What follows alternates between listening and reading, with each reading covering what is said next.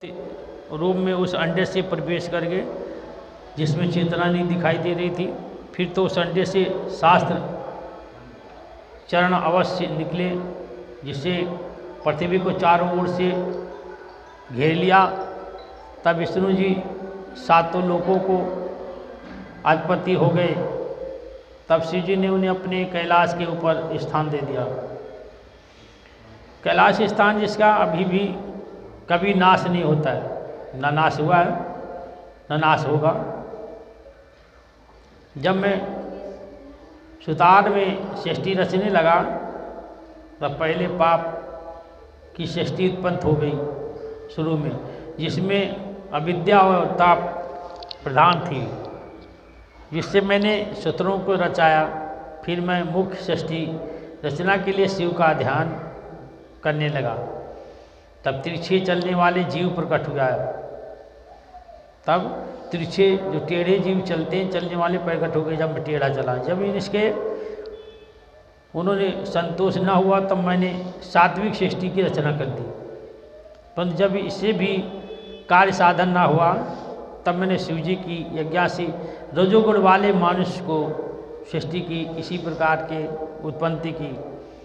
तब मैंने सगों की सांग्रोहों की रचना की, विचार किया। तब तो महत सूक्ष्म भौतिक सर्ग और तीसरा वैकारिक सर्ग उत्पन्न कर दिया।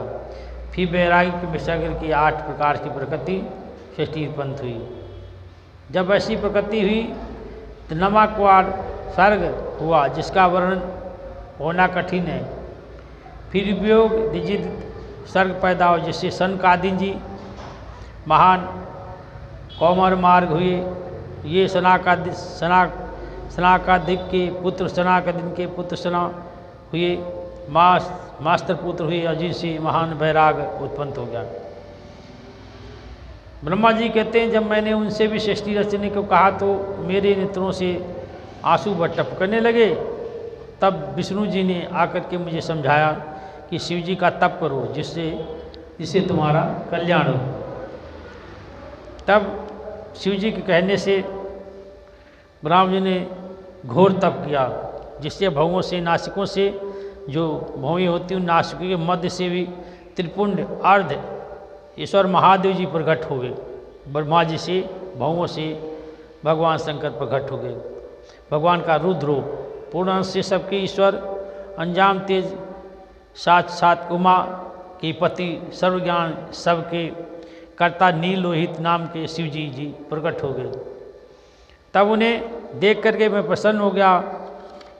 होते हुए बोला, देवादेव आप जन्म मरण वाली प्रजाओं की रचना करो। तब ब्रह्मा जी ने हाथ जोड़ के बोला भगवान शंकर से। जब रुद्र रूप में भगवान शंकर भवों से पैदा हुए ब्रह्मा जी की, तो हाथ जोड़ करके बोला भगवान शंकर से कि प्रभु अब जो जीव, ऐसी जीव की रचना करो जो जन्मे और मर जाए, जन्मे और मर। तो जन्म मरण की रचना महादेव जी ने, और महादेव जी जन्म मरण के स्वामी हैं, उन्हीं के हाथ में। तब उन्होंने जन्म मरण के लिए उन्होंने रचना की। आकुर्ति नाम से रुचि द्वारा दक्षिण मुक्ति यज्ञ की। दक्षिण मुख को उन्होंने यज्ञ क्या, दक्षिण में ही 12 पुत्र पैदा किए। यज्ञ के द्वारा यज्ञ किया, यज्ञ करने से जीत रपटा 12 पुत्र उत्पन्न हुए। फिर देवहूति में कंदर्प मुनि, देवहूति ने कंदर्प मुनि को, उन्हीं ने बहुत से पुत्र उत्पन्न कर दिए। और इधर दक्ष को 24 कन्याएं उत्पन्न हो गई। फिर दक्ष ने भी सृष्टि में सहयोग किया बनने के लिए। उनकी 24 कन्याएं पैदा हो गई, जिनमें से दक्ष ने श्रद्धा आदि की 13वीं कन्या, 13 कन्या धर्म को उन्होंने दे दी। 24 में 13 कन्या जो है धर्म को दे दी, जिसका नाम ये है श्रद्धा, कल्याण, श्रद्धा, लक्ष्मी, धरती, तुष्टा पुष्टा मेघा क्रिया बुद्धि लज्जा वासु शांति और सिद्धि और कीर्ति।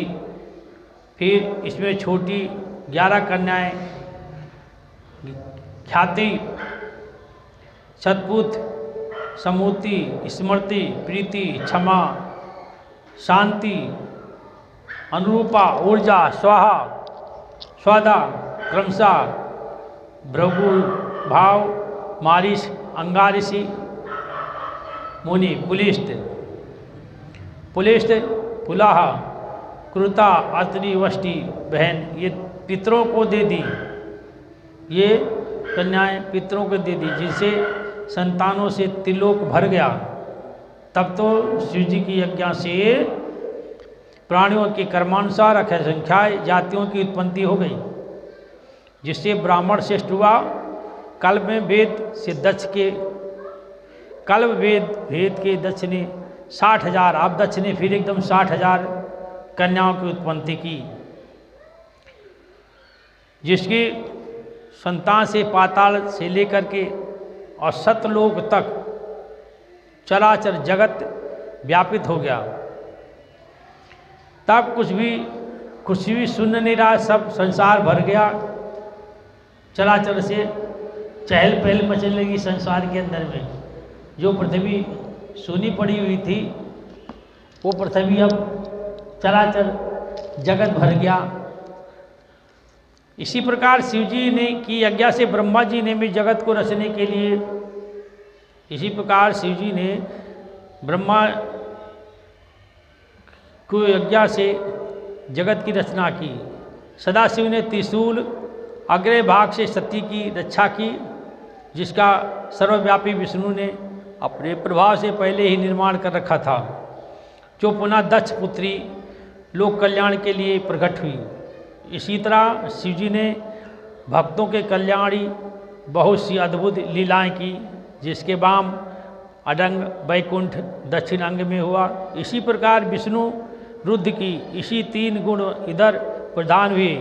उदार इसी प्रकार सतोगुण रजोगुण तमोगुण ये 3 गुणों की उत्पत्ति की।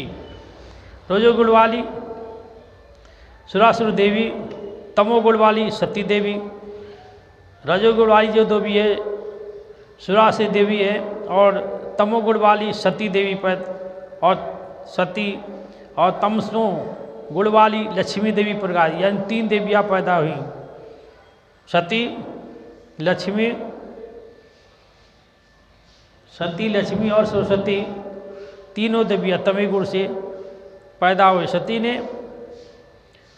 सती के पार भगवान शिव सती से शादी हुआ।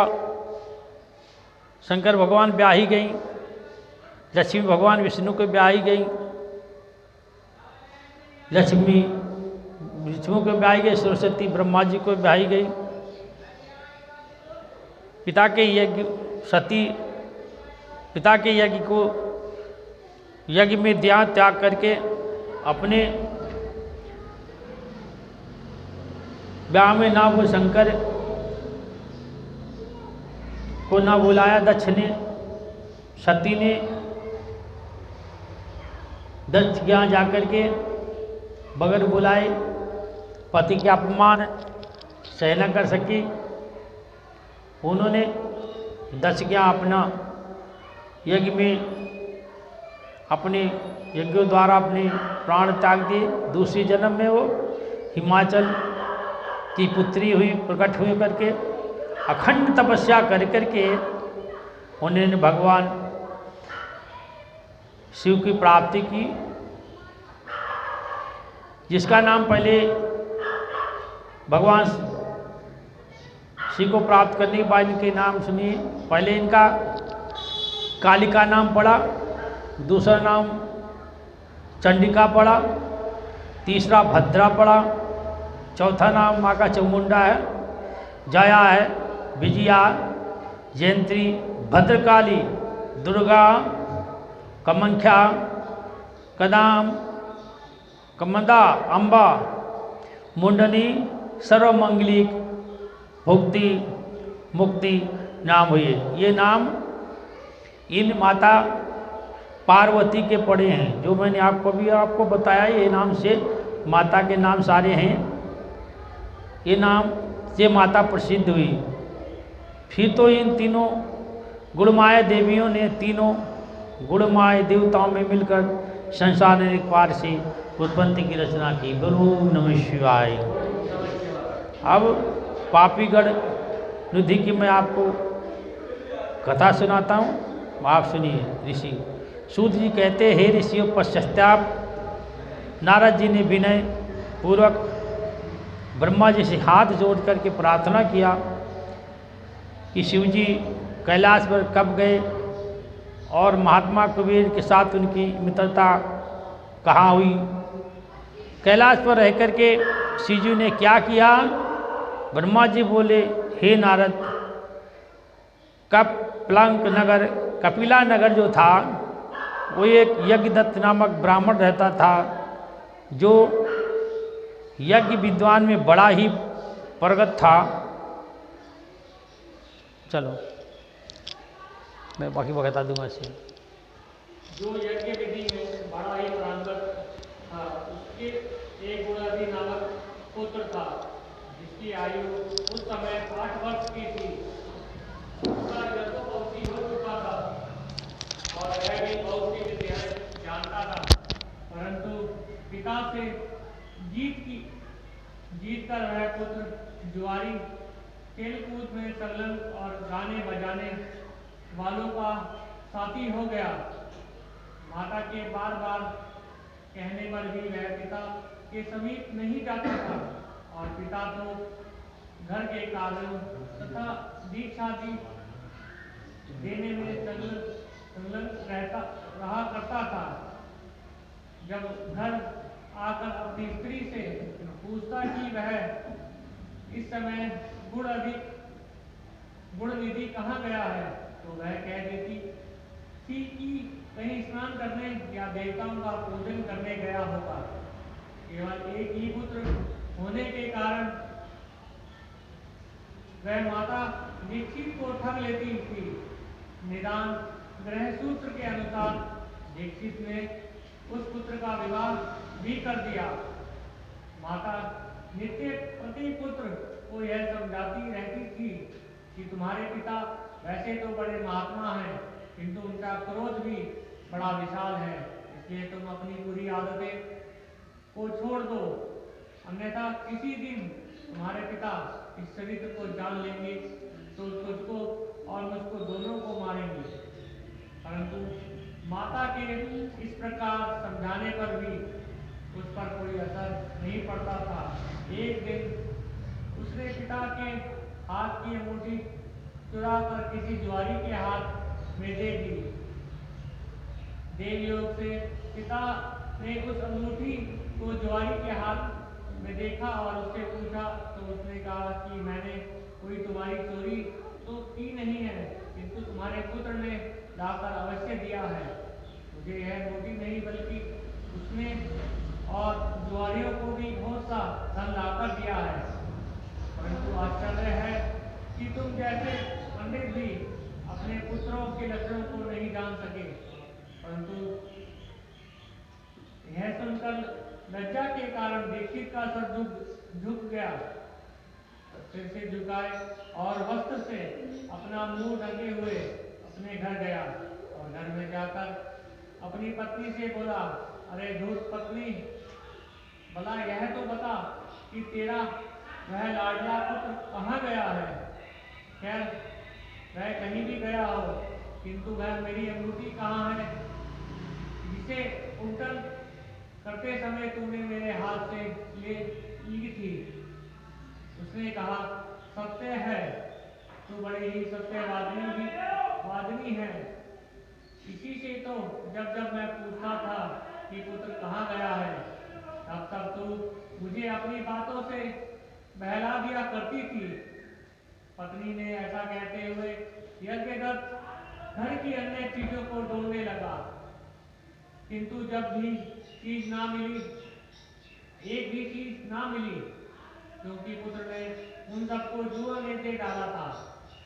तब सारा दोष अपनी पत्नी का जानकर उस दीक्षित ने हाथों में जल लेकर पुत्र और पत्नी दोनों को तिलांजलि दे दी और दूसरा विवाह कर लिया।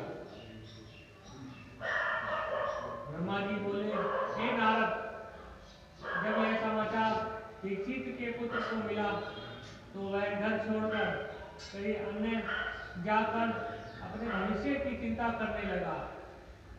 निदान भूख प्यास से पीड़ित हो संध्या समय एक शिव मंदिर के पास जाकर बैठ गया। जब एक शिव भक्त अपने परिवार सहित शिव पूजन के लिए अनेक सामग्री लेकर मंदिर में आया और शिव की पूजा कर चुका तथा घर से लाए हुए पकवान आदि उन पर चढ़ा चुका। और भूख से पीड़ित उसे ग्रहण करने के लिए मंदिर की आड़ में छिप कर देखता रहा।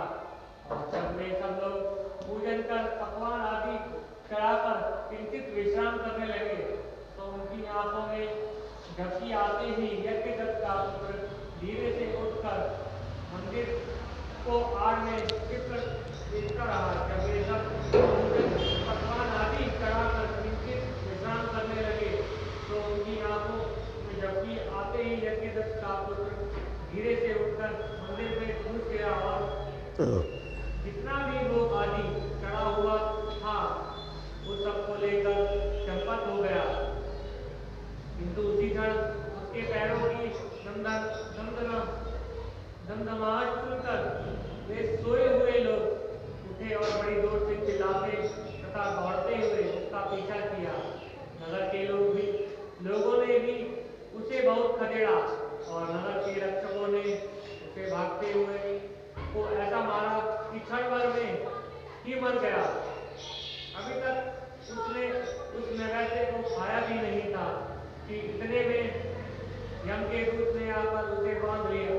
परंतु जो ही वे उसे ले जाना चाहते थे कि दिव्य विमान पर बैठे हुए त्रिशूलधारी शिव जी के पार्षद भी उसे लेने वहां आ गए और बोले, हे यमदूतों, अब तुम इस परम धर्मात्मा को छोड़ दो क्योंकि अब इसमें कोई पाप शेष नहीं रहा है।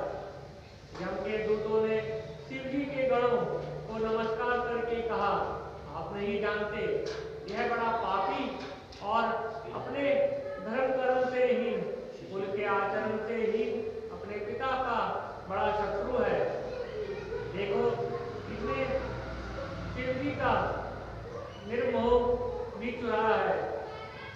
तब शिव जी के गण ने यमदूत से बोला, हे यमदूतों, इस यज्ञदत्त के पुत्र ने बहुत से पाप किए हैं, वहाँ इसके पाप में कर्म भी किए हैं, जिनसे लिंग के सिर पर गिरती हुई दीपक की छाया का इसने निवारण किया। और रात्रि में इसने अपना वस्त्र फाड़कर दीपक में बत्ती डाली। प्रसन्नवश इसने शिव गुणों का श्रवण किया तथा ऐसे ही और भी अनेक धर्म कर्म इसने किए हैं। भरत रहकर इसने शिव जी का दर्शन तथा पूजन भी अनेकों बार किया है। इसलिए यह हमारे साथ शिवलोक को जाएगा और कुछ दिन तक वहां रहेगा। फिर पाप रहित होकर यह कलिंग देश का राजा होगा। अतः अब तुम प्रसन्न होकर अपने लोक को लौट जाओ। यह सुनकर जहाँ से वे यमदूत आए थे वहीं अपने लोक को चले गए और जाकर सब समाचार यमराज को कह सुनाया। तब यमराज ने प्रसन्नता पूर्वक उनकी बात स्वीकार कर ली। तत्पश्चात यमदूत द्वारा छुड़ाया गया वह ब्राह्मण शिवगणों के साथ शिवलोक को गया और वहां शिव पार्वती की सेवा से लौटकर कलिंग देश का राजा हुआ। वहां उसका नाम अरविंद हुआ। हे नारद, शिव जी की थोड़ी सी सेवा भी बहुत फलदायक हुई। इस यज्ञदत्त के पुत्र गुणविधि के चरित्र को जो कोई पढ़ेगा सुनेगा, समस्त कामनाओं की पूर्ण होगी और उसे बड़ी सुख शांति की प्राप्ति होगी। ओम नमः शिवाय। शंकर भगवान की जय, माता पार्वती की जय, गणेश भगवान की जय। अभी आप पाप नाशनी कथा भगवान की सुन रहे थे। जो यज्ञ दत्त का पुत्र है गुरुनिधि, और यज्ञदत्त जो हैं वो बड़े धर्मात्मा हैं और वो पूजा पाठ में निपुण हैं, बहुत अच्छा विद्वान पंडित हैं। उनकी राज से लेकर दूसरे राज तक बड़ी पूछ थी। ऐसे विद्वान ब्राह्मण थे, बड़ी लोग इज्जत करते थे। राजा भी बड़ी इज्जत करता था, प्रजा भी बड़ी इज्जत करते थे। उनका एक बेटा था गुरुनिधि। वो बेटा पूजा पाठ से बड़ी दूर रहता था, कभी वो पूजा करता ही नहीं था। पिता उसे खूब समझाता था, सवेरे उठ के बताता था कि बेटे हम ब्राह्मण हैं, हमारा पूजा पाठ का कर्म है, नित्य पूजा काम पाठ करें, हम मंदिर में चलो, मेरे साथ चलो, बैठो, राजा के यहाँ चलो, राजा बुलाते वहाँ सीख लो मेरे साथ में, तो सिखाता हूँ। पर गुरुनिधि को कोई असर नहीं होता था। गुरुनिधि दिन पर दिन बिगड़ता चला गया। बाप की कमाई को लुटाने लगा। जितना कमा के लाता सब लुटा देता। जुआ खेलने लगा, शराब पीने लगा, ऐशी करने लगा। ब्राह्मण पुत्र होकर के अपने आचरण से गिर गया, कोई कर्म नहीं करता था। पिता उससे बड़ा यज्ञदत्त जो बड़े परेशान थे उससे। हर एक पुत्र से हर पिता परेशान होता है जब उसे बताए मार्ग में नहीं चलता है।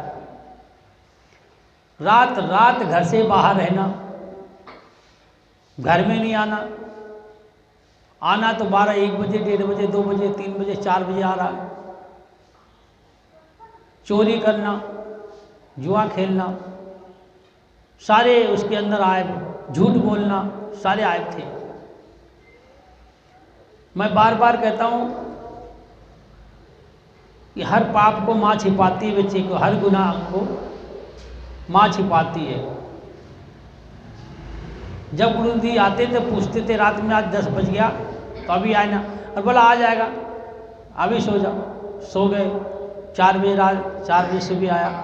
सुबह उठे कब आया था, और बोला आप सोने लगे थे तभी तो आया था। मतलब ममता इतनी नाजुक होती है, सारे अवगुणों को छिपा लेती है। पुत्र के सारे अवगुण को माँ छिपाया जा रही है। ममता, मोह और धर्म, यहाँ इसी की लड़ाई है। मोह पिता है, ममता माता है, धर्म टकरारा बीच की दोनों में खड़ा है। धर्म बात ये, अगर सत्य माँ बोल दे तो बच्चे का सुधार हो जाता है। तो माँ सत्य नहीं बोलती है, बेटे के लिए झूठ बोलती है सदैव। क्यों जानती है अगर मैं सत्य बोल दूंगा तुम्हारे बेटे को मेरा पति मारेगा, पीटेगा। इसी कारण से वो बोलती नहीं और बच्चे को बिगाड़ती रहती है। माँ अगर शिक्षा देती है, धर्म तरफ चलती है। धर्म यह है कि जैसे उस रात में आया तो रात में पति पूछ रहा कि कब आया था, तो तुम तुझसे बोलना चाहिए वो 3 बजे रात को आया था, ये बोलते धर्म। अगर वो बोलती है लड़का 3 बजे आया और वो बोलती है वो तो आपके 8-9 बजे आ गए थे, अब सोने लगे थे आप, तो ये क्या है? ममता है। धर्म तरफ से झूठ बोला, धर्म के लिए झूठ बोला है। पति से झूठ बोला, अपना पाप किया, बच्चा बिगड़ गया। गुरुनिधि इतना बिगड़ गया कि सारी घर की दौलत को सब जुए में हार गया। घर बिल्कुल खाली हो गया। माँ रोज झूठ बोलती रही। एक दिन गुरुनिधि यज्ञदत्त जी पूजा करके आ रहे थे तो रास्ते में एक बच्चा बैठा हुआ था, उसी गैंग का था, वो जुआरी गैंग का। उसने आकर पंडित जी को प्रणाम किया, पाँव छुए तो पाँव छुए तो हाथ की जैसे अब मेरी उंगलियां हैं आप देख रहे हो, हम ऐसे ऐसे पैर छुएंगे तो उंगली से हाथ दिख जाएगा, लेकिन हाथों में अंगूठी पड़ी है। उन्हें उस बच्चे ने, जुआरी ने जब पंडित जी के पैर छुए तो पंडित जी की हाथ, उसके हाथ में नजर गई पंडित जी की, तो देखा पंडित जी की अंगूठी जो है उसके हाथ में है, वो चोर के, वो जुआरी के। अब मान लिया हम कोई चीज़ पहनते हैं मेरे हाथ में है तो हमें पता लग जाएगा ये मेरा है। पंडित जी इतने शरीफ थे, वो सारा यज्ञ दत्त दीदी इतने शरीफ थे कि सारा जो सामान लाते तो मैं बीबी को दे देते थे। और बीबी क्या करती था तुम जानते हो, बेटा उड़ा देता था, बीबी बोलती नहीं थी, कितना ममता में ढली हुई थी।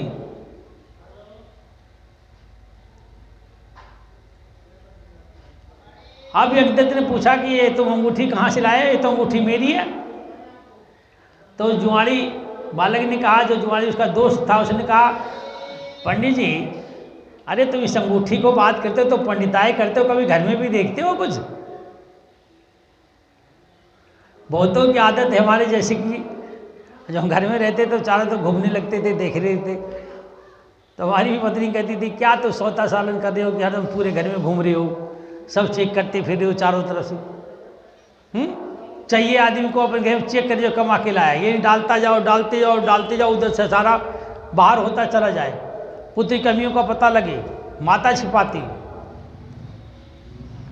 उन्होंने कहा पंडित जी घर में कभी देखते हो आप इतना कमा के लाते हो तुम्हारा बेटा, ये अंगूठी नहीं ऐसी तमाम अंगूठी चैन तुम्हारे बेटे ने सब जुए में हार गया, ये हमने जुए में जीती है। देखिए विद्वान पंडित को जब ये सुनना पड़ता है, अच्छे बाप को जब सुनना पड़ता है, बाप का मरण हो जाता है। यज्ञदत्त को बड़ा शर्म आया, उन्होंने अंगोछा निकाला अपना और अंगोछा निकाल के मुंह लपेट लिया, आंखें खाली रखे थी, आंखों तक ऐसे डाल लिया, शर्म को मारे लज्जित होकर आंखें नच गई। मैं बार बार कहता हूँ कि आंखें जो है ना एक ओढ़नी है, तो यज्ञदत्त ने नीचे आंखें कर ली, किसके कर्म से? पुत्र के कर्म से। पुत्र कभी आंखों को ऊंचा बढ़ा, सर को ऊंचा, जब सर उठेगा तो आंखें ऊपर को उठेंगी, जब सर नहीं उठेगा तो आंखें नहीं उठेंगी, आंखें नीचे हो गई। इतने लज्जित हो गए उसकी बात सुन करके, जो दुनिया उनकी इज्जत करता था। आज बेटे ने कितना बेइज्जती की है। लज्जित होकर मुंह लपेट करके वो चले गए। घर में जब पहुंचे तो कुछ नहीं पूछा उन्होंने, बैठ गया, बैठ के कहते अपनी बीवी की से बोलते अरे क्या कर रही है तो? बोला काम कर रही हूँ, अभी रोटी बना रही हूँ आप खाने के लिए। बोला वो जो तुमने परसों मेरे हाथ से अंगूठी, मेरे उपटन लगा रही थी तुम, और उपटन लगाते समय मेरे हाथों में अंगूठी निकाल ली थी, वो अंगूठी कहाँ है?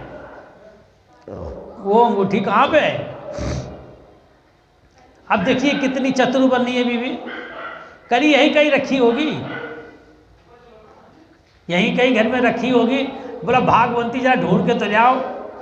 तो अगर उसको तो पता था कि चुरा के ले गया कि जुए में हार गया, तो काहे को उठे वो? उसकी बाद में यज्ञदत्त बीपी नहीं उठी तो यज्ञदत्त अपने आप स्वयं खड़ा होगा, तो आगे खड़े हो गए, अड़ के खड़ी हो गई घर में। कहाँ जा रहे हो? हम ढूंढ के ले आ रहे हैं, तुम वहीं बैठो मैं आ रहा हूँ। होता ना ऐसे, होता ना घरों में होता है, यही होता है, चोर की दाढ़ी में तिनका। अब बीबी को मालूम है कि अगर आप अंदर घुसेगा तो घर तो पूरा खाली है, घर तो अब खाली, घर में तो कुछ है ही नहीं ना। तो यज्ञदत्त जब घर के अंदर बीच में धक्का दिया बीबी को और अंदर घुसा, तो घर के अंदर कुछ नहीं मिला, सब कुछ खत्म है, घर बिल्कुल खाली है।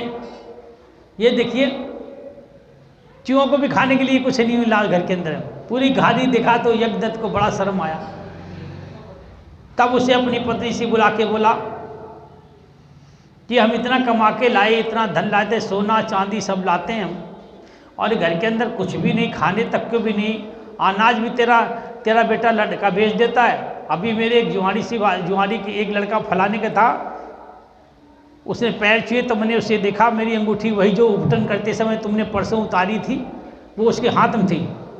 तुम इतना बच्चे का पक्ष लेती हो, इतना पक्ष बिगाड़ती हो, घर के अंदर कोई धन नहीं है, घर के अंदर कुछ खाने को नहीं है, इतने वस्तुदान मिलते, वस्तुदान भी नहीं, सब बेच देता है बोले जाकर कर। तो हमें कभी बताई नहीं तुमने, अब कुछ बताए तब तो बात बने।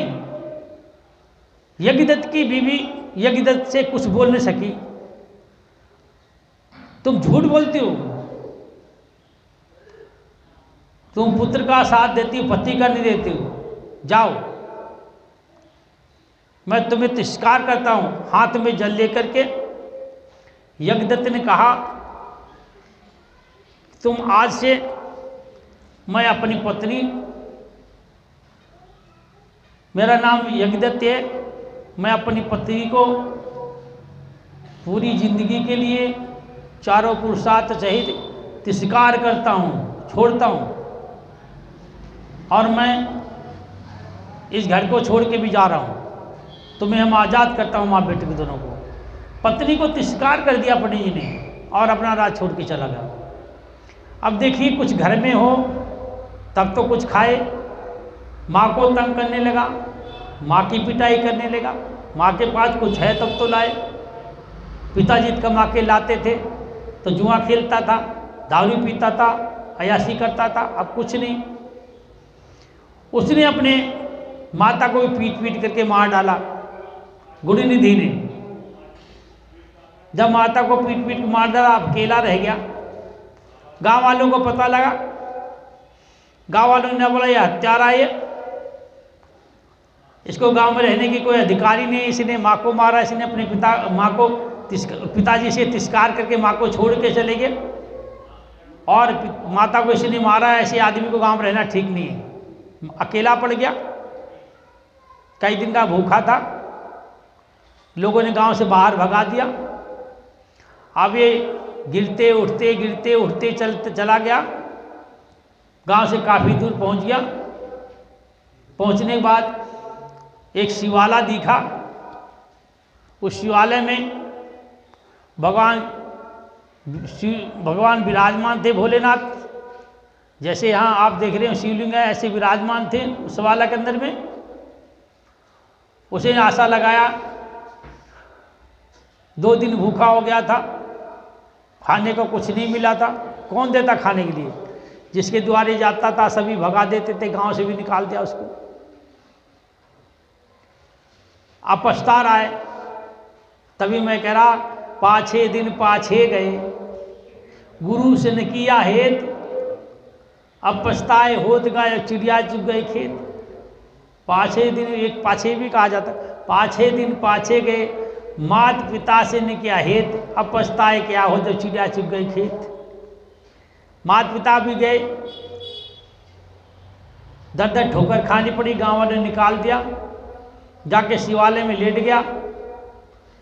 रात्र हो गई, देखिए कुछ नहीं खाया, रात्र हो चुकी है। तब देख रहा रात के अंदर में कि दीपक जो भोलेनाथ पे ज्योति जलती है, ये ज्योति जल रही है तो हवा चल रही है। प्रभु की माया देखो, क्या उसके अंदर दिमाग में उपज, सब प्रभु ही करता है।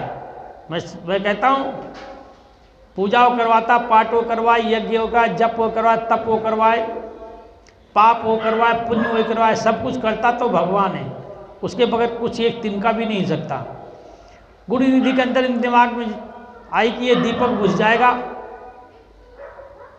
मैं दीपक को इसको सहारा दूं ताकि दीपक चलता रहे। तो गुरुदेव ने अपनी कमीज निकाल ली और कमीज निकाल करके दोनों हाथ से ऐसे करके तान ली और दीपक के बाद पूरी रात खड़ा रहा, पूरी रात अपनी कमीज को लेकर के पूरी रात खड़ा रहा लिए। दीपक जलता रहा, सुबह हुआ, लेट गया भूखा प्यासा। थोड़ी देर में देखते जेठ का महीना था, एक सेठ जी अपनी बीवी के साथ में, नौकरों के साथ में रथ पे बैठे हुए 56 प्रकार के भोजन बना करके ले आ रहे। जब देखा इसने तो मंदिर के ओटक में हो गया ताकि इसे दिखाई न दे सेठ जी को। अब सेठ जी को पूजा करते करते 12 बज गया, धूप ज़्यादा हो गई। सेठ सेठानी ने कहा थोड़ा आराम कर लें, 4 बजे चलेंगे शाम के टाइम। तो उन्होंने प्रसाद चढ़ाया, चढ़ाने के बाद में आराम करने के लिए लेट गए, सोने लगे। अब ये देखिए कई दिन का भूखा हो गया, 2 दिन तो वो गुजर गए, पूरी रात गुजर गई, दोपहर हो गई, भूख के मारे पीड़ित। अब ये अपनी ताकत में बैठा है, कब ये दोनों सेठ सेठानी सोएं और कब मैं यहाँ का चढ़ा हुआ प्रसाद खाऊं। मैं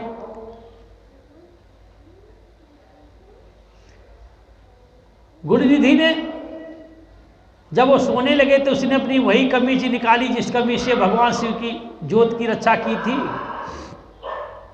और रक्षा करके की थी। उसी कमीज को निकाल के जितना प्रसाद था सारा उस कमीज में बांध लिया कि आगे चल के खाएंगे। और बड़े धीरे धीरे धीरे धीरे पैर करके जो चला,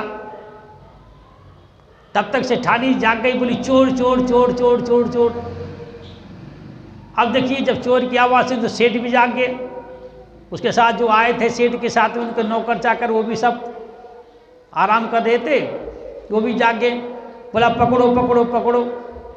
अब गुरुनिधि भाग रहा है आगे को, पीछे सेठ के नौकर भाग रहे, सेठ भी भाग रहा, पकड़ो पकड़ो। अब ये देख रहे थे चोरी क्या कर लेंगे, ये किसी ने नहीं देखा चोरी क्या की, बस चोर चोर चोर।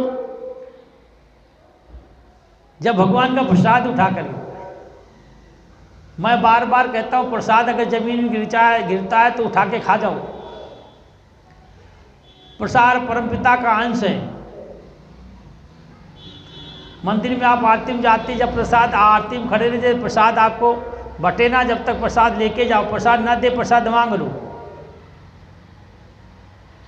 प्रसाद हमारे हर पाप को नष्ट करता है। अगर प्रसाद हम छोड़ के आते मंदिर से तो हम बड़ा पाप करते हैं। ऐसे हम आरती को बोलते हैं। आरती जब लेते हैं आप, तो आरती लेने के बाद में आप आरती में कुछ जरूर डालें।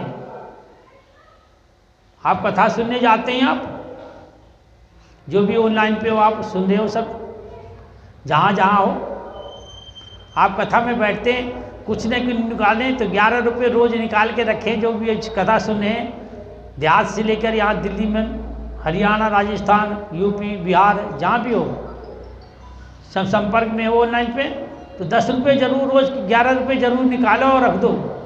कथा सुनने जब आओ तब प्रणाम करो आचार्य को, प्रणाम करो सहायक को, फिर कथा सुन के जाओ। प्रसाद लेके जाओ, बगैर प्रसाद मत जाओ। नियम से सुनो, तुम्हारा कल्याण होगा। देखिए प्रसाद में कितनी बड़ी ताकत है। अब प्रसाद में कितनी बड़ी ताकत है। प्रसाद उसने चलते चलते उसने थोड़ा मुंह में डाल लिया और भागता जा रहा है। पूरा प्रसाद खा भी नहीं पाया। कुछ प्रसाद उसके मुंह में जरा अंदर पेट में गया होगा, तब तक उसको पकड़ लिया, लोग मारने लगे उसको। पूछा कोई नहीं, मारते मारते मारते मारते इतना मारा उसको कि गुरुनिधि की जीवन की लीला समाप्त हो गई। बोल शंकर भगवान की जय, वृंदावन बिहारी लाल की जय। देखिए प्रसाद का कितना प्रभाव है। प्रसाद मुख के अंदर गया, थोड़ा पड़ा, थोड़ा दाना अंदर को गया होगा प्रसाद का, वही ताराने कर देता है। मैं बार बार कहता हूँ प्रसाद को ग्रहण करो। प्रसाद कोई वाल्मीकि नहीं। लोग बहुत से कहते प्रसाद बढ़ता, बोला यार ये वाल्मीकि बांट रहा है। क्या बांट रहा है? ये देखो ना, प्रसाद बांट रहा है। प्रसाद वाल्मीकि नहीं है, वो वाल्मीकि जरूर है भगवान का अंश। वो भी लोग बड़ी घृणा करते, उसके हाथ से प्रसाद लेने की कोशिश नहीं करते हैं। अभी एक साथ में तुम बैठे हो, बड़ा प्यार है तुम्हारा, पूछने लगे भाई तुम कौन हो, तो अगर बता दे कि मैं चमार हूँ, तो बस वहीं से कटना चालू हो जाएंगे। नहीं, भगवान कहते हैं सब हमारी ही अंश हैं। यहाँ तक कि भगवान शिव पुराण के अंदर कहते पीर पैगंबर भी हमारे ही रुद्रावतार हैं, हमारे रुद्रावतार हैं। हम सनातन धर्म में पैदा हुए हैं, परंतु इसके अंदर भी शिव पुराण के अंदर भी कहीं नहीं लिखा मैं हिंदू धर्म में पैदा हुआ हूँ। हमारा सनातन धर्म ही हिंदू धर्म है, परंतु इसके अंदर में किसी पुराण के अंदर में, चाहे भागवत गीता से ले लो आप, पुस्तक ले लो, तुम नहीं बता रहा कोई, किसी भी पुराण ले लो आप, किसी पुराण में ये नहीं लिखा है कि हिंदुत्व लिखा है। हर पुराण में लिखा है सनातन धर्म है हमारा, धर्म हमारा सनातन है, पर ये कहीं नहीं लिखा है हम हिंदू हैं, पर हिंदुस्तान में रह करके हम हिंदू हैं। ऐसा नहीं है हम हिंदू हैं, आपको हिंदू के विरुद्ध नहीं बता रहे एक चीज़ को। जैसे कोई सवाल तुमसे कहे कि दिखाओ कहाँ पे लिखा है हिंदू हैं हम, किसी पुराण में दिखा दो आप, हम नहीं दिखा पाओगे आप। बाकी हम सनातन धर्म से निकले, इसी धर्म से सभी निकले, इसी धर्म से सरदार निकले, इसी धर्म से निरंकारी निकले, सरदार निकले, इसी धर्म से वो जैनियों निकले, इसी धर्म से। इसी मतलब ये सनातन धर्म मेरी माँ है, वहाँ अलग अलग सनातन अपना धर्म बना लिया इन्होंने, सबसे बड़ा सनातन धर्म है। अब देखिए गुरु निधि ने प्रसाद चलते चलते भूख तो लगी थी, इसने चला भी कहाँ जाए, इतना कमजोर शरीर 3 दिन के अंदर हो जाता है, यहाँ पे 1 दिन नहीं मिले खाने के लिए, यहाँ पे हालत खराब हो जाएगी। अब गुरु निधि गिरा तो मारते मारते मारते मारते उसको मार डाला। जब मार डाला तो उधर के यमराज के दूत आए गुरु निधि को लेने के लिए, लंबे लंबे भाला लिए, गदा मुगदर लिए हुए, बर्छी लिए हुए, डंडे लिए हुए। हमारी जब आत्मा जब निकलती है तो इस प्रकार के डंडे लेकर जाए, ग्वालिया गाय को घेरता है, भैंसों को घेरता है, ऐसे ऐसे डंडा लेकर आते हैं और घेर के चलने की तैयार होते, पकड़ के पीटते पीटते ले जाते हैं। जैसे बकरा कसाई रस्सी में बांध कर अपनी तरफ खींचता, बकरा अपनी तरफ खींचता, ऐसे ही आत्मा को, वो आत्मा का स्वरूप दूसरा होता है। कई लोग सवाल करते हैं कि प्रभु ये तो शरीर तो यही रहता, तो बांध किसको चलते हैं? कई लोगों के बड़े सवाल हैं कि आत्मा तो, शरीर तो यहीं पर रहता, तो बांध किसको? आत्मा होती है, आत्मा के भी स्वरूप होता है।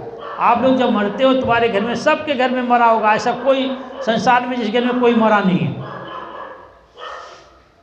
सबके घर में मौत हुई। जब आप जाते हो शमशान भूमि आग लगाएंगे उस व्यक्ति को, तो जो लोग समझदार हैं वो फूल चूकने जाते हैं, तो कहते जरा जहाँ पे उसकी बॉडी का यहाँ पे हृदय होता है, यहाँ पे आत्मा हृदय के साथ में विराजमान होती, तो पूरा हिसाब लगा देते कि इस प्रकार ढूंढो ताकि आत्मा ना टूटे।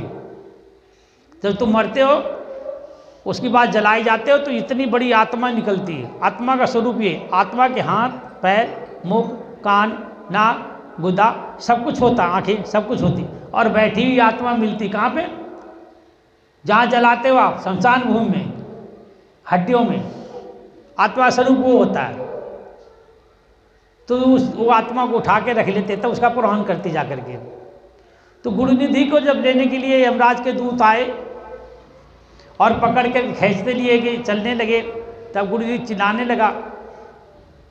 उधर से भगवान शिव ने देखा हमारा भगत यमलोक ले जा रहे हैं, तो उन्होंने अपने आदेश किया अपने गढ़ों की, जाओ तुम गुरु निधि के लेके आओ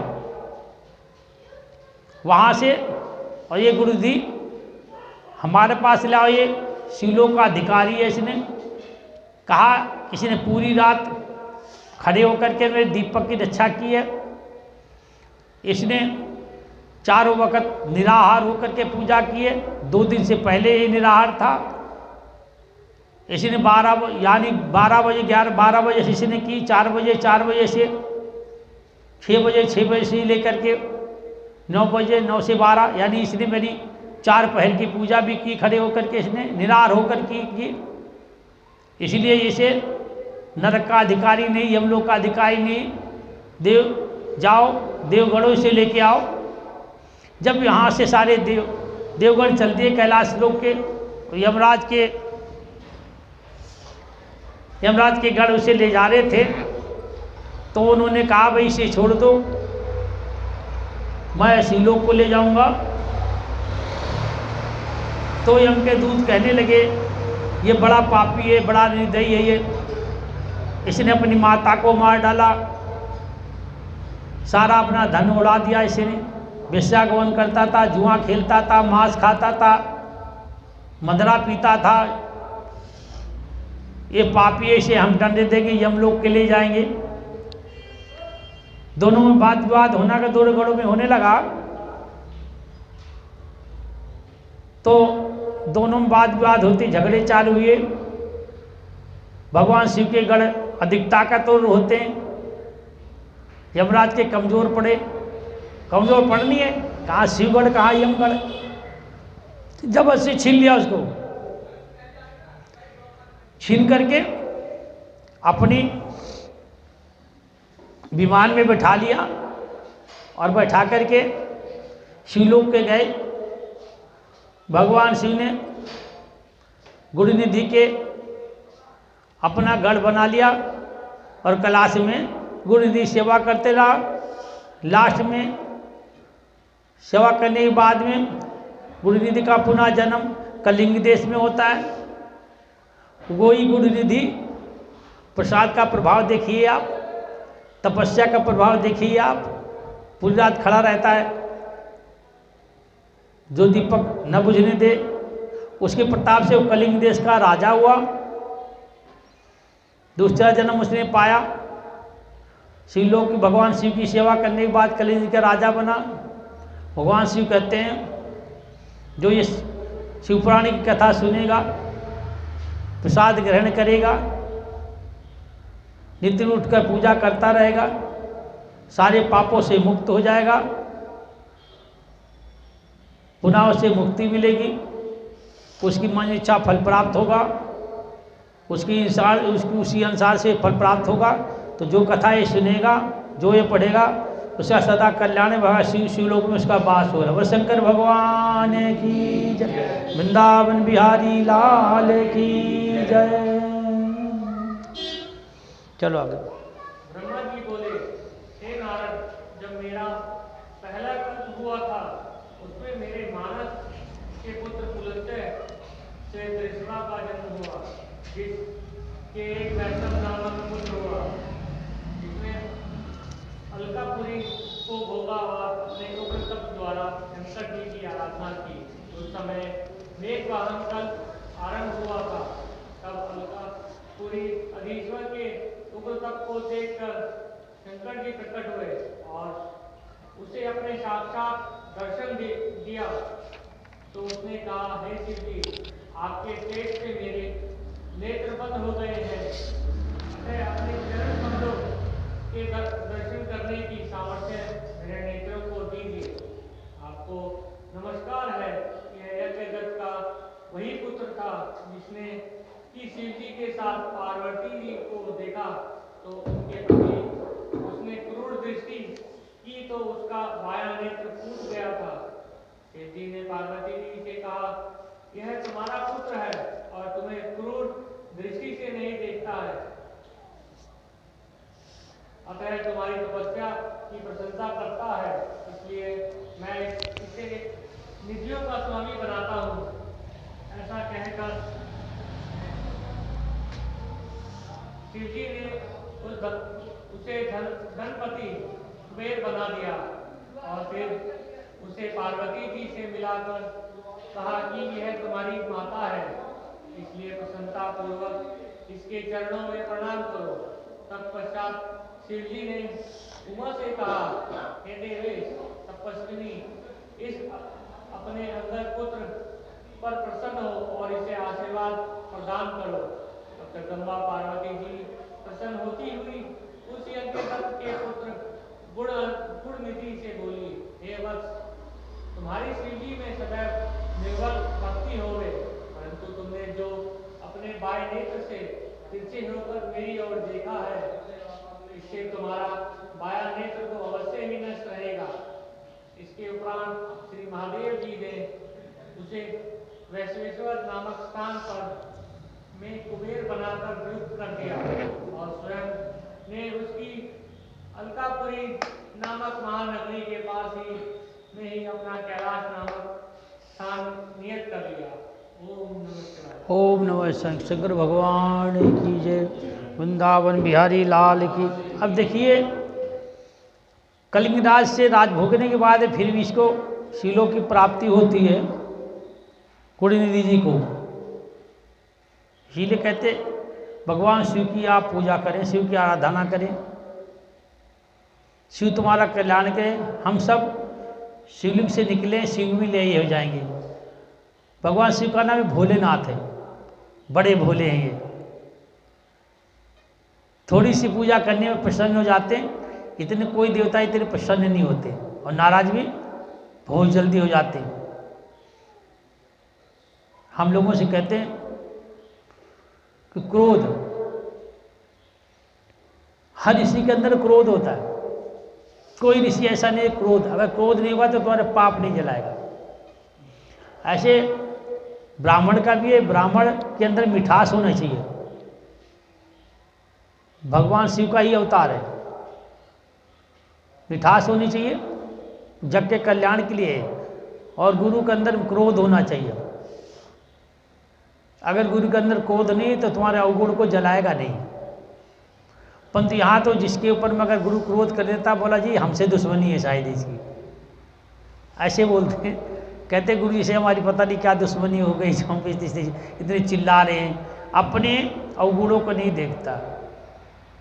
तो भगवान भोलेनाथ दयामयी भी हैं, जरा देर में, जरा देर क्रोध भी करते। अब देखो कितना दयामयी हो गए। एक इतनी तपस्या के पीछे, जो पीछे कहानी बताई, आप कथा सुनाई है, उसके पीछे कहाँ कलिंग राजा बना दिया उसको, और कहाँ देखिए राज भोगने के बाद फिर गया वो, भगवान की भक्ति करते ही प्रणाम हुआ वो। ऐसा नहीं। अब हम लोग इतना स्वार्थ करते, मान लिया हम मंदिर आते हैं, यही कामना लेते हैं मेरा लड़का जज बन जाए, मिनिस्टर बन जाए, मेरा जज एसीपी बन जाए, डीसी बन जाए, पुलिस में लग जाए, डॉक्टर बन जाए। हमारी कामना यहीं तक होती है। जब वो बन जाता है तो वो भगवान के यहाँ दोबारा नहीं जाते। हमारे बेटे की शादी नहीं होती, पंडित जी बता देंगे जाओ राधा रानी के मंदिर में 1 महीना 40 दिन लगे, करो शादी हो जाएगी। शादी हो गई, बहू आ गई, माई भूल गई, बाप भूल गया, बच्चा भूल गया, सब भूल गया, उसके बाद कोई याद ही नहीं करता। क्यों? उसे बीवी चाहिए तो मिल गई, या भगवान से क्या लेने देना उसको? भगवान से क्या लेना? कहते हैं हम बीमार रहते, मुझे हनुमान जी की पूजा करो जाकर, बोला भूत नाचता है, बोला भैरव जी की पूजा करो जाके, पर वो इतनी ही दिन तक करेगा जब तक ठीक नहीं होगा। जब ठीक हो जाएगा ना, फिर उसके बाद पूजा नहीं करेगा, मंदिर नहीं जाएगा। बेटा नहीं पैदा होते ना, भगवान शिशु मांगो, बेटा देंगे, भैरव जी के मांगो, रुद्र अवतार है, बेटा हो जाएंगे। हम अपने यहाँ की दशा देखते हैं, हमारे यही कुछ आई नगर में ऐसे हैं जिनके 7-7 साल 8 साल बच्चे नहीं पैदा हुए थे, दिवाली तक भी नहीं आते। यहाँ पे गाड़ी ऐसे निकालेंगे जैसे धीरे धीरे, जैसे अब बड़े अफसर लग रहे हैं, और जब आते हैं तो पैरों लिपट जाते हैं। उनका यहीं तक सीमित है वो। अगर आपको जीवन में आगे बढ़ना है तो पीछा मत छोड़ो। हमारे पास लोग आते हैं, कहते हैं ये प्रभु तब तो रात मुझे दिखाई देते हो। रात में हम नहीं दिखाई देते, उनका काम दिखाई देता। हमारी बड़ी लगन लग गई आपसे। लगन वही है जो आर पार हो जाए। लागी लागी सब कहे, लागी बुरी बुलाई, लागी वाको जानिए जो आर पार हो जाए। प्रभु से लगन वही है कि जो शुरू से लगे और अंत तक रहे। और नहीं तो खाली की लगन इतनी है कि मतलब की लगन है। अब यहाँ गुरु निधि की देखो लगन जो थी, कभी नहीं हुई। कहा कहते तब से राज, राज से नरक। अब देखिए यहाँ राजा हो गया, राजा होने के बाद भी इसने कर्म नहीं छोड़े। इसने पहले तो कर्म गिरे थे, पहले कर्म संभाले हैं, उसके बाद फिर कलिंग देश का राजा हुआ, दोबारा फिर देखिए अब कुबेर पद दे रहे हैं इसको। भगवान इसको कुबेरपति बना रहे हैं गुरुनिधि को। है ना प्रभु की, भोलेनाथ की लीला कितनी बड़ी अपार लीला है। तो जब ये गुरुनिधि यानी शिलोक का यानी यहाँ से कलिंग राजा से समाप्त हो जाता है कि न्याय का राजा होता है। इसने कोई गलत नहीं किया कभी, कलिंग देश का राजा होने के बाद भी इसने न्यायपरायण राजा रहा, कभी किसी साथ को अन्याय नहीं किया, सबसे साथ न्याय किया उसने। तो अंत में जब ये चला तो ये शिवपद की प्राप्ति हो गई, इसकी शिवपद की प्राप्ति हो, बोलो शंकर भगवान की शिवपद की प्राप्ति हुई। वहाँ जाकर के इसने भगवान शिव के जब प्राप्ति हो जाती है, जब ये कल्प समाप्त, पहला जो है कल्प जो समाप्त हुआ, तब इसने मानस के पुत्र पुलिस ऋषि के तीसवार का जन्म हुआ। इसका पुलिस ऋषि से पैदा हुआ ये, तीसरा इसका जन्म हुआ, तीसरा जो इसका जन्म हुआ है, तीसरी बार इसका जन्म हुआ। पहला जन्म गुरुनिधि का, दूसरा कलिंग देश का, तीसरा अब जन्म हुआ ये पुलिस ऋषि का बेटा बना, पुलिस ऋषि का बेटा बना तीसरे जन्म में इसने। अब वैष्णव नामक यानी वैष्णव जो ब्राह्मण था उसके नामक उसका पुत्र हुआ, जिससे अलकापुरी में भोग और उग्र तप शंकर जी की उसने आराधना की और तपस्या की। फिर बाद में तपस्या करने के बाद में इसने माता की आराधना तपस्या की। भगवान शिव जी की ऐसी की कृपा, इसने माता को देखा सामने तो टेढ़ा होकर थोड़ा देखा तो माता ने श्राप दे दिया, इसका आधा एक तरफ की आँख फूट गई, इसकी फूट गई इसकी, इतना तेज था माता के अंदर। उसके बाद में चरण कमलों में लिपट गया, माता के बार बार क्षमा मांगा, क्षमा मांगने नमस्कार किया। यही यज्ञ पुत्र जिसने शिव जी के साथ पार्वती को देखा था, पार्वती जी बैठी हुई थी, क्रूर दृष्टि से देखा। देखिए देखने की दृष्टि हमारी यही दृष्टि है, माँ को देखती है, यही बहन को देखती है, बुआ को देखती है, बेटी को देखती है, पोती को देखती है, यही दृष्टि सबको सही संसार को देखती है, भगवान को भी देखती है, यही दृष्टि पत्नी को देखती है। पर देखने का नज़रिया अलग है। अगर आप देखिए तो अच्छी दृष्टि से किसी को देखिए। अगर मान लिया कोई तुम्हारे सामने नंगा दिखाई देती है, एक बार पड़ गई दोबारा मत देखो उसकी तरफ। अगर बार बार देखोगे तो आप पाप कर रहे हो। देखने में भी पाप लगते हैं, मन के पाप होते हैं, सोचने के पाप होते हैं, करकमलों के पाप होते हैं। पाप तो कई प्रकार के पाप होते हैं। इसलिए इसने खाली माता पार्वती साथ बैठे भगवान शंकर को देखा, कुदृष्टि से देखा तो बाएं नेत्र इसका फूट गया। देखिए इतनी बड़ी शक्ति माँ की थी। उसके बाद में भगवान शंकर ने माता पार्वती से कहा ऐसे क्षमा करो, माता को पैर में लुटा दिया। माता ने बाद में क्षमा कर दिया, आशीर्वाद दे दिया। इसी गुरुनिधि जो पहले जन्म में गुरुनिधि था, भगवान शंकर की कृपा से कुबेरपति से बना दिया, धनपति जो आज कहते कुबेर, कुबेर धन का राजा बना दिया है इसको। आशीर्वाद दे करके पार्वती जी को प्रसन्न हो गई। यज्ञदत्त का पुत्र गुरुनिधि शिव जी की सदैव भक्ति करने लगा, निरंतर माता के दर्शन किए।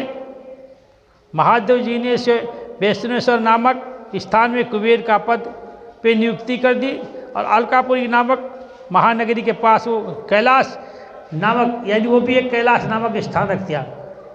बोले भोलेनाथ भगवान की जय। जो लोग आप सुन रहे हो लाइन से, देखिए कथा का कितना प्रभाव है, भगवान भोलेनाथ की प्रसाद का कितना प्रभाव है।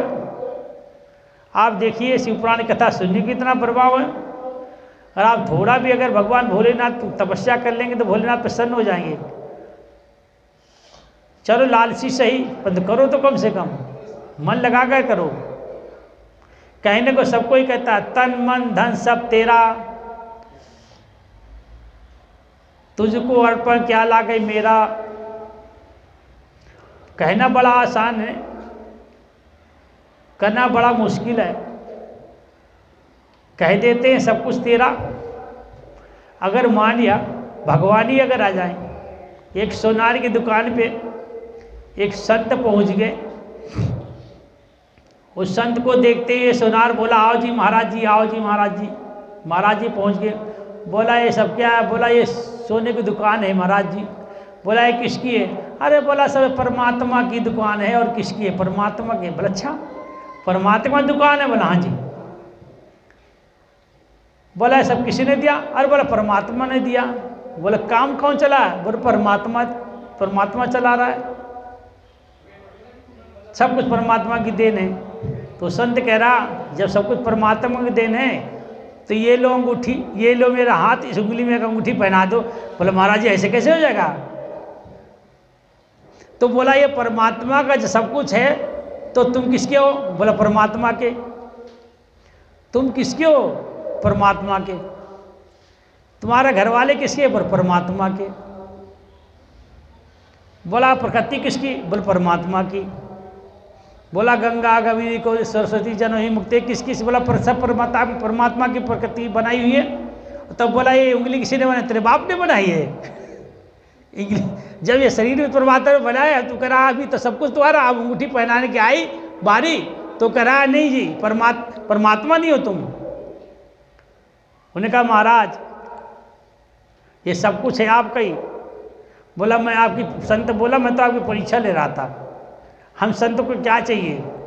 हमें कुछ नहीं चाहिए, हम तो केवल ये देखता परमात्मा के पुजारी हैं कैसे। तो यही तुझे पता लगा सब तू झूठ ही बोल रहा है। देने के नाम कुछ नहीं है, प्रभु से लेने के लिए तो हर आदमी झूठ बोलता है, लेने के लिए बड़ी झूठ बोलता है, गिड़गिड़ाता है। बोल सतगुरु महाराज की जय, वृंदावन बिहारी लाल की जय। चलिए आगे। ब्रह्मा जी बोले हे नारद, जिस प्रकार कुबेर कैलाश पर्वत पर तप करने आया और उसके तपोबल से शिव जी वहां पहुंचे, वह सुन कुबेर को कठिन तप करते देखकर ब्रह्मा के अंश से उत्पन्न रुद्र शिव जी की इच्छा से वहां जाने के लिए उत्सुक हुए और बड़े जोर जोर से अपना डमरू बजाने लगे, जिसकी घोर ध्वनि तीनों लोकों में व्याप्त हो गई।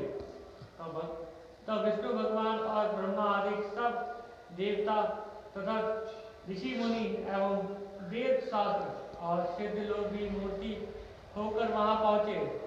साथ ही असंख्य गणों सहित अपनी लाखों करोड़ों की भयवनी भूत प्रेतों की सेना के साथ स्वयं शिव जी ब्रह्मा और विष्णु को साथ में लेकर बड़े प्रेम से रुद्र रूप शिव जी के दर्शन करने के लिए वहां जा उपस्थित हुए। उस समय स्वयं शिव जी को वहां आया देखकर महात्मा कुबेर ने आसन से उठकर बड़े आदर पूर्वक अनेक प्रकार की सामग्रियों एवं भेंट दक्षिणा आदि से परिवार सहित उनकी पूजा की और आलिंगन करके अलकापुरी के समीप ही ले जाकर उन्हें निवास करा दिया। तदुपरांत शिव जी ने विश्वकर्मा को बुलाकर उस कैलाश पर्वत पर ही अपने भक्तों और अनुचरों के लिए निवास स्थान बनवाने की आज्ञा दी। तब विश्वकर्मा ने आज्ञा पाते ही अनेक प्रकार के सुंदर निवास स्थान बना दिए। इस अवसर पर श्री हरि की प्रार्थना से शिव जी बहुत प्रसन्न हुए। तदुपरांत कुबेर पर कृपा करके शिव जी कैलाश पर्वत पर गए और एक सुंदर शुभ मुहूर्त देखकर उसमें प्रवेश किया। तब विष्णु आदि देवता बहुत आनंदित हुए और मुनि एवं सिद्ध गणों ने भी आनंद पूर्वक शिव जी का अभिषेक किया। जब पार्वती सहित सिंहासन पर विराजमान हुए तो विष्णु आदि सब देवताओं ने आकर अलग अलग उनकी स्तुति की। तदुपरांत समस्त देवता अपने अपने स्थान को चले गए। ओम नमः शिवाय। बोलो शंकर भगवान की जय। जब कुबेर पति बना दिया, मैंने अभी आपको बताया था कुछ मिलने के बाद भी कोई तपस्या नहीं करता पति। देखिए कुबेर से आप एक गुरुनिधि से देखिए आप कितना तप। अभी भी कुबेर पति यानी कुबेर पति धन का मालिक, सोने का, चांदी का, हीरे का, जवाहरात का, पूरा धन का मालिक, अन्न का, चावल का, तेल का, दाल का, यानी कुबेरपति जो भी जीता है सब कुबेरपति के हाथ में है सब कुछ, उसका मालिक बना दिया पूरा। मतलब जो भी तुम खाते हो ना वो भी, जो कपड़ा तुम पहनते हो वो भी, जो कपड़ा पहनते हो, जो खाते हो वो भी, जो आप पहनते हो वो भी, जो अपना शरीर सजाते हो सोने चांदी से वो भी, फलों का भी, यानी पूरा कुबेरपति के हाथ में होता है। अब देखिए कुबेर बनाने के बाद भी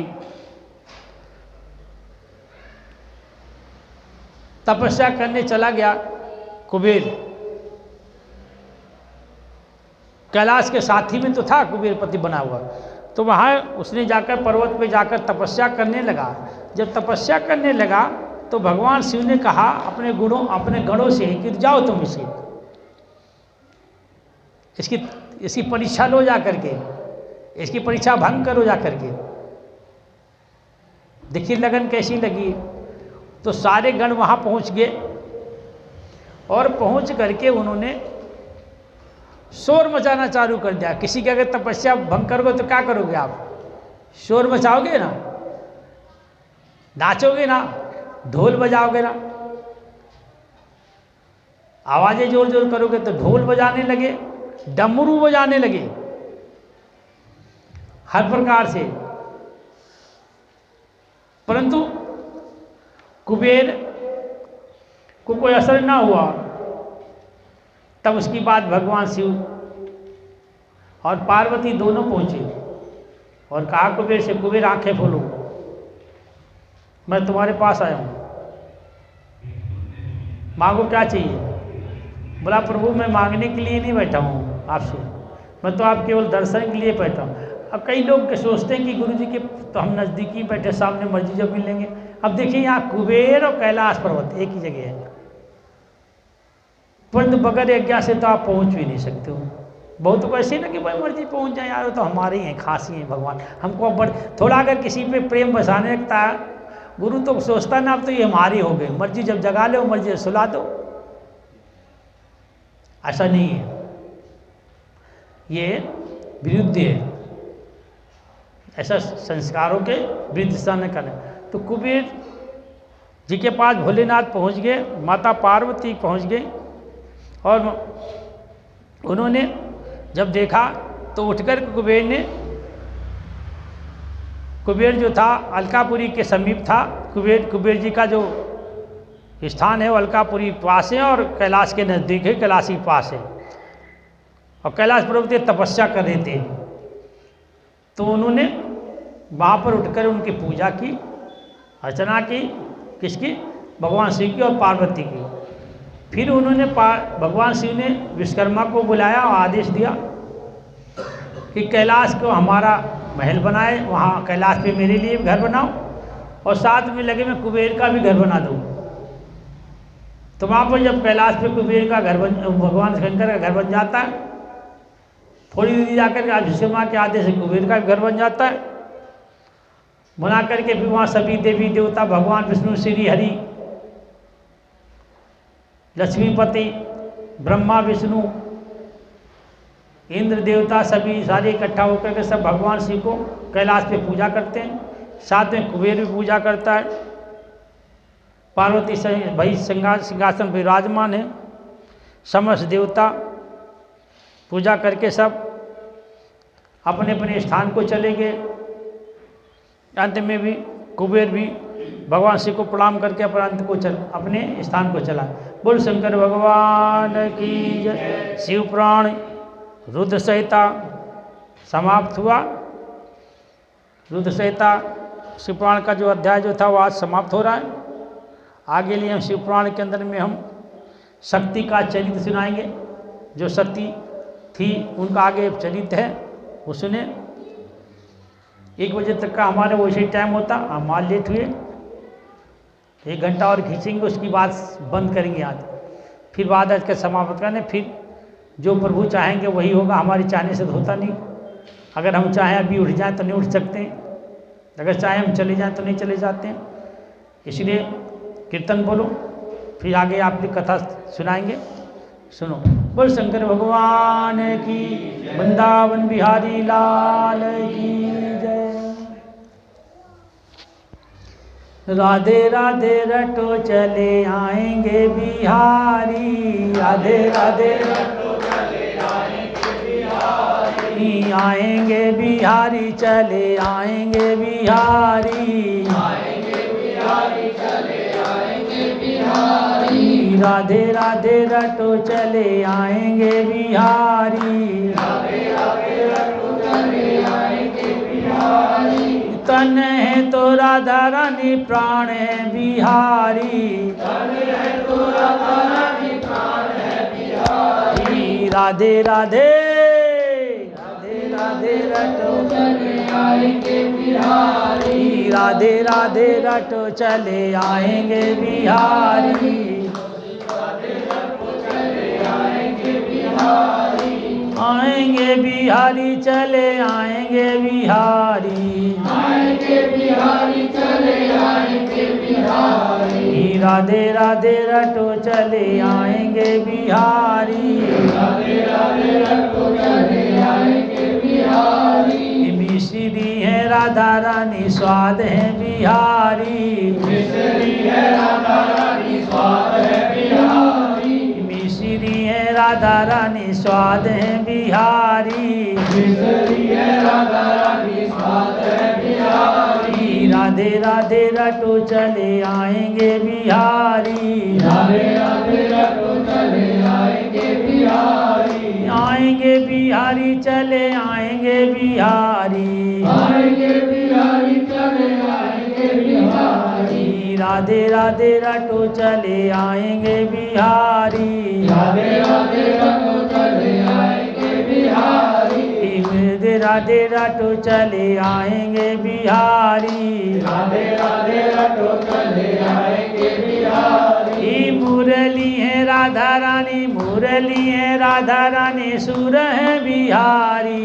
मुरली है राधा रानी सुर है बिहारी, मुरली है राधा रानी सुर है बिहारी, मुरली है राधा रानी सुर है बिहारी, राधे राधे रटो चले आएंगे बिहारी, राधे राधे रटो चले आएंगे बिहारी, गंगा है राधा रानी जल है बिहारी, गंगा है राधा रानी जल है बिहारी, राधे राधे रटो चले आएंगे बिहारी, राधे राधे रटो चले आएंगे बिहारी, आएंगे बिहारी चले आएंगे बिहारी, आएंगे बिहारी चले आएंगे बिहारी, राधे राधे रटो चले आएंगे बिहारी, राधे राधे रटो चले आएंगे बिहारी, झरना है राधा रानी तरंग है बिहारी,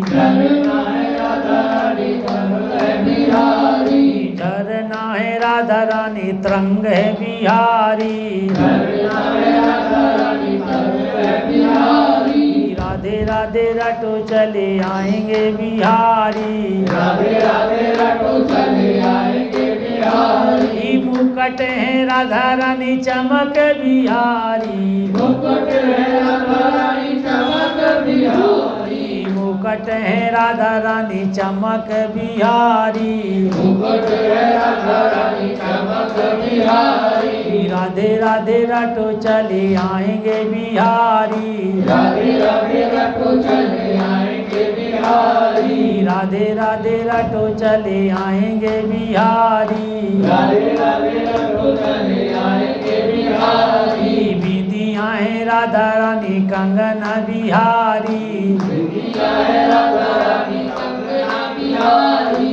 बिंदियाँ है राधा रानी कंगना बिहारी, बिंदियाँ है राधा रानी कंगना बिहारी, राधे राधे रटो चले आएंगे बिहारी, राधे राधे रटो चले आएंगे बिहारी, आएंगे बिहारी चले आएंगे बिहारी, आएंगे बिहारी चले आएंगे बिहारी, राधे राधे रटो चले आएंगे बिहारी, राधे राधे रटो चले आएंगे बिहारी। भोली भाली राधा रानी चतुर बिहारी, भोली भाली राधा रानी चतुर बिहारी। भोली भाली राधा रानी चतुर बिहारी, भोली भाली राधा रानी चतुर बिहारी।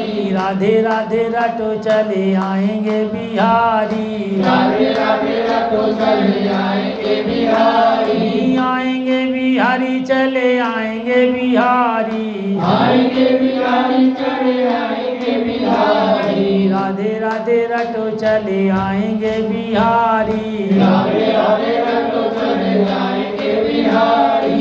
गजरा है राधा रानी आंखें बिहारी, गजरा है राधा रानी आंखें बिहारी। गजरा है राधा रानी आंखें बिहारी, गजरा है राधा रानी आंखें बिहारी। राधे राधे रटो चले आएंगे बिहारी, राधे राधे रटो चले आएंगे बिहारी। आएंगे बिहारी चले आएंगे बिहारी, आएंगे बिहारी चले आएंगे बिहारी। लाली है राधा रानी चमक बिहारी, लाली है राधा रानी चमक बिहारी। लाली है राधा रानी ओठे बिहारी, लाली है राधा रानी होठ बिहारी। राधे राधे रटो चले आएंगे बिहारी, राधे राधे रटो चले आएंगे बिहारी। पायल है राधा रानी, पायल है राधा रानी पायल है राधा रानी घुंघरू बिहारी, पायल है राधा रानी घुंघरू बिहारी। पायल है राधा रानी घुंघरू बिहारी, पायल है राधा रानी घुंघरू बिहारी। राधे राधे रटो चले आएंगे बिहारी, राधे राधे रटो चले आएंगे बिहारी। आएंगे बिहारी चले आएंगे बिहारी, आएंगे बिहारी चले आएंगे बिहारी। राधे राधे रटो चले आएंगे बिहारी, राधे राधे रटो चले आएंगे बिहारी। बोलो शंकर भगवान की जय, वृंदावन बिहारी लाल राधा कृष्ण भगवान की जय। सती शरीर का उठा दो, बंद करो, दो बत्ती बना रखी है।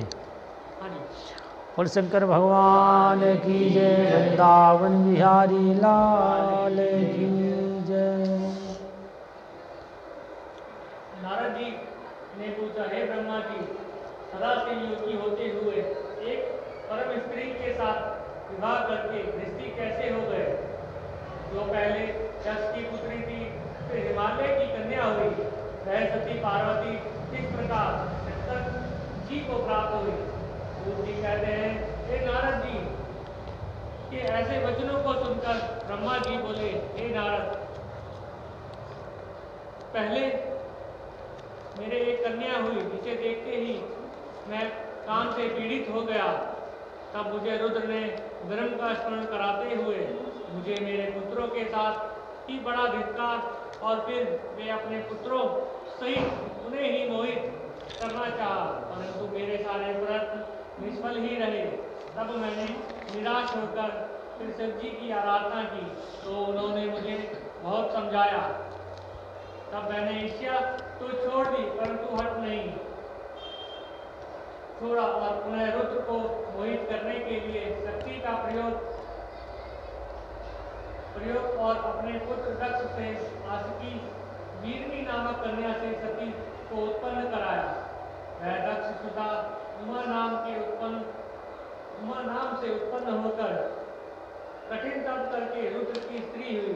तब वे रुद्र स्वतंत्र होकर भी संतान उत्पन्न करने की इच्छा से रूप धारण कर मोहित हुए।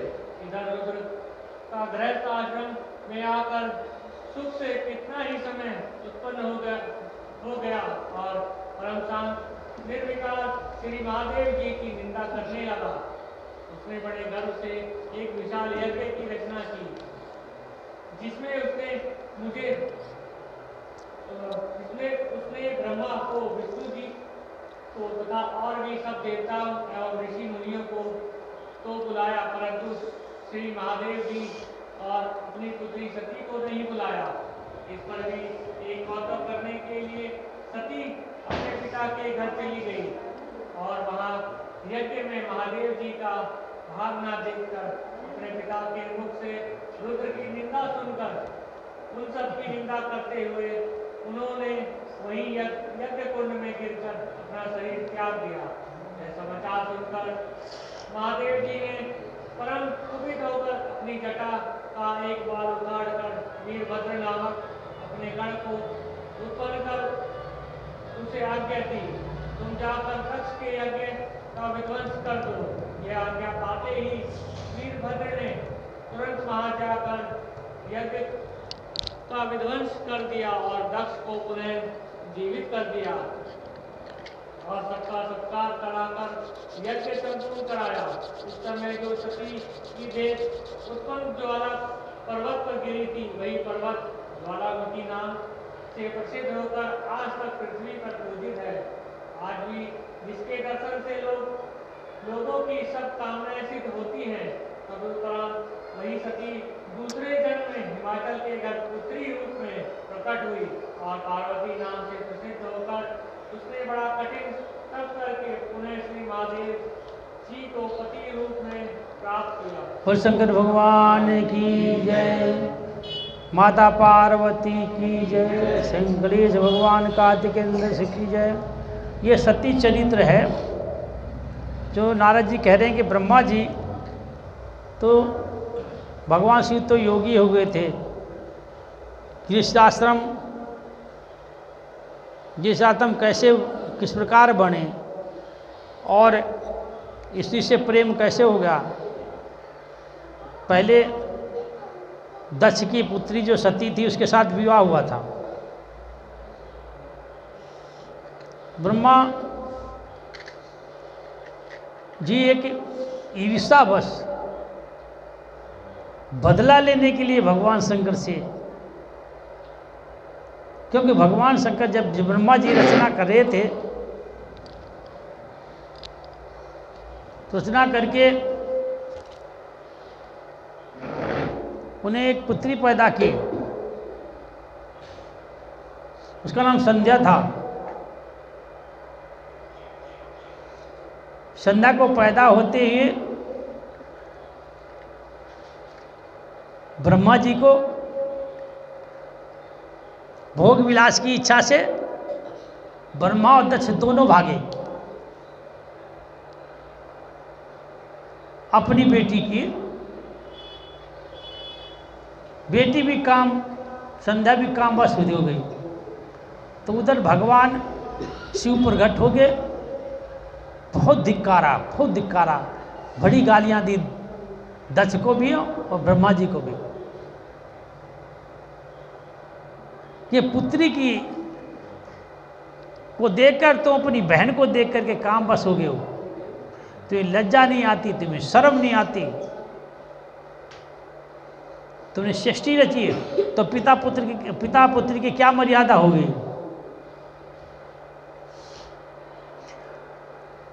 इधर जो आगे कथा आएगी आपको, इधर संध्या जब तप करने चली गई यही इस भाव से कि मैं तपस्या करूंगा, जाके आगे कथा में आपको बताएंगे, खाली यहीं से आगे स्टार्ट लेते हैं। तो वो नाभका नदी के किनारे तपस्या करने चली गई कि कोई भी लड़की पैदा होते ही काम के बस ना हो, और पिता कभी भी उसको देख करके काम के बस ना हो, पुत्री को भी कभी काम के बस नहीं होना चाहिए। तो इसलिए संध्या जो थी, ब्रह्मा जो पुत्री थी, तो तप करने चली गई और यहीं पे ब्रह्मा जी को भगवान शंकर ने श्राप दे दिया था कि जाओ, तुमने सृष्टि जरूर रखी है, तुम्हारी सृष्टि में कहीं मंदिर नहीं होगा, सृष्टिकर्ता जरूर हो तुम। तो पूरी सृष्टि पे एक जगह मंदिर है पुष्कर में। तो जब सृष्टि की रचना पूरी हो गई थी तब भगवान शंकर ने से आराधना की, भगवान विष्णु से आराधना की कि क्षमा करो, हमारे अपराध हैं। बड़ी आराधना करने के बाद तपस्या की। तपस्या करने जब वर मांगा तब यही वर मांगा कि हमारा कम से कम सृष्टि में एक जगह तो मंदिर होना चाहिए। भगवान प्रसन्न हुए, भोलेनाथ उन्हें आशीर्वाद दिया और भगवान विष्णु को आदेश दिया कि जाओ ब्रह्मा जी का मंदिर एक जगह बना दो। तो ब्रह्मा जी विष्णु के शंकर के आदेश से भगवान विष्णु ने अपना बाण उठाया और कहा, ब्रह्मा जी जहाँ बाण गिरेगा वहीं पे तुम्हारा मंदिर होगा और वहीं स्थान होगा। और बाण गिरते हुए जहाँ पे गाड़ेगा वहीं सभी तीर्थों का संगम हो, गंगा का, कावेरी का, सरस्वती का, प्रयागराज का, यानी जितने हमारे तीर्थ हैं सब तीर्थों का संगम वहीं पर होगा। पुष्कर में एक जगह ब्रह्मा जी का मंदिर है और सावित्री, ब्रह्मा जी की पहली पत्नी सावित्री है, उनका भी मंदिर है। और वहाँ पे तीर्थ बन गया रेगिस्तान जहाँ कोई पानी नहीं है, वहाँ पे तीर्थ बना पुष्कर। पुष्कर से तीर्थ यात्रा शुरू करो या पुष्कर से एंड करो। अगर आप कोई तीर्थ यात्रा शुरू करते हो तो पुष्कर से शुरू करो। तीर्थ यात्रा जब भी होती है जब अपना पूरा भार उतार देते हैं, यानी बेटा बेटी की शादी करो और शादी करने के बाद जब सबकी शादियां हो जाएं तब आप तीर्थ यात्रा का फल मिलता है। अगर आपके बेटा बेटी आपके कुंवारे हैं और उनकी शादी नहीं हुई, आप तीर्थ यात्रा का फल प्राप्त करना चाहते तब तीर्थ यात्रा का फल नहीं प्राप्त होगा। इसी कारण सबकी शादी करने के बाद में हमें फल प्राप्ति होती है, नहीं तो वरना तुम्हारे देखने होगा, दर्शन करना होगा, फल की प्राप्ति मत करो। तो जो मैंने कहा संध्या को दे काम बस हो गए, यही ईर्षा के बस में ब्रह्मा जी ने कहा कि रुद्र को शादी करना बहुत जरूरी है कि मैं अपना बदला चुकाऊंगा, देखूंगा तब इनको पता लगेगा कि पत्नी का प्रेम कितना होता है, कैसे होता है। तो इसीलिए इन्होंने जब पहले नाम में माता शक्ति सती की नाम हुई तो राजा दक्ष ने अपना यज्ञ रचा। अब आप यज्ञ स्थल आप लोग कितने आदमी जानते हो कहाँ यज्ञ रचा था? हाथ उठाओ, कौन कौन जानते? ऑनलाइन वाले तो हम तो देख नहीं रहे, तुम तो कौन कौन कहाँ पे यज्ञ रचा था? हाँ जी, नहीं आप लोगों को ही मैं मालूम, अरे मालूम होना चाहिए ना। कहाँ पे? बोलो, मुँह में क्या बोल रहे हो? बोलो कुछ को सही गलत कुछ तो बोलो कि यहाँ पे कहाँ पे सती ने अपना, दक्ष ने कहाँ यज्ञ किया था, कहाँ सती ने शरीर त्यागा था, कहाँ त्यागा था?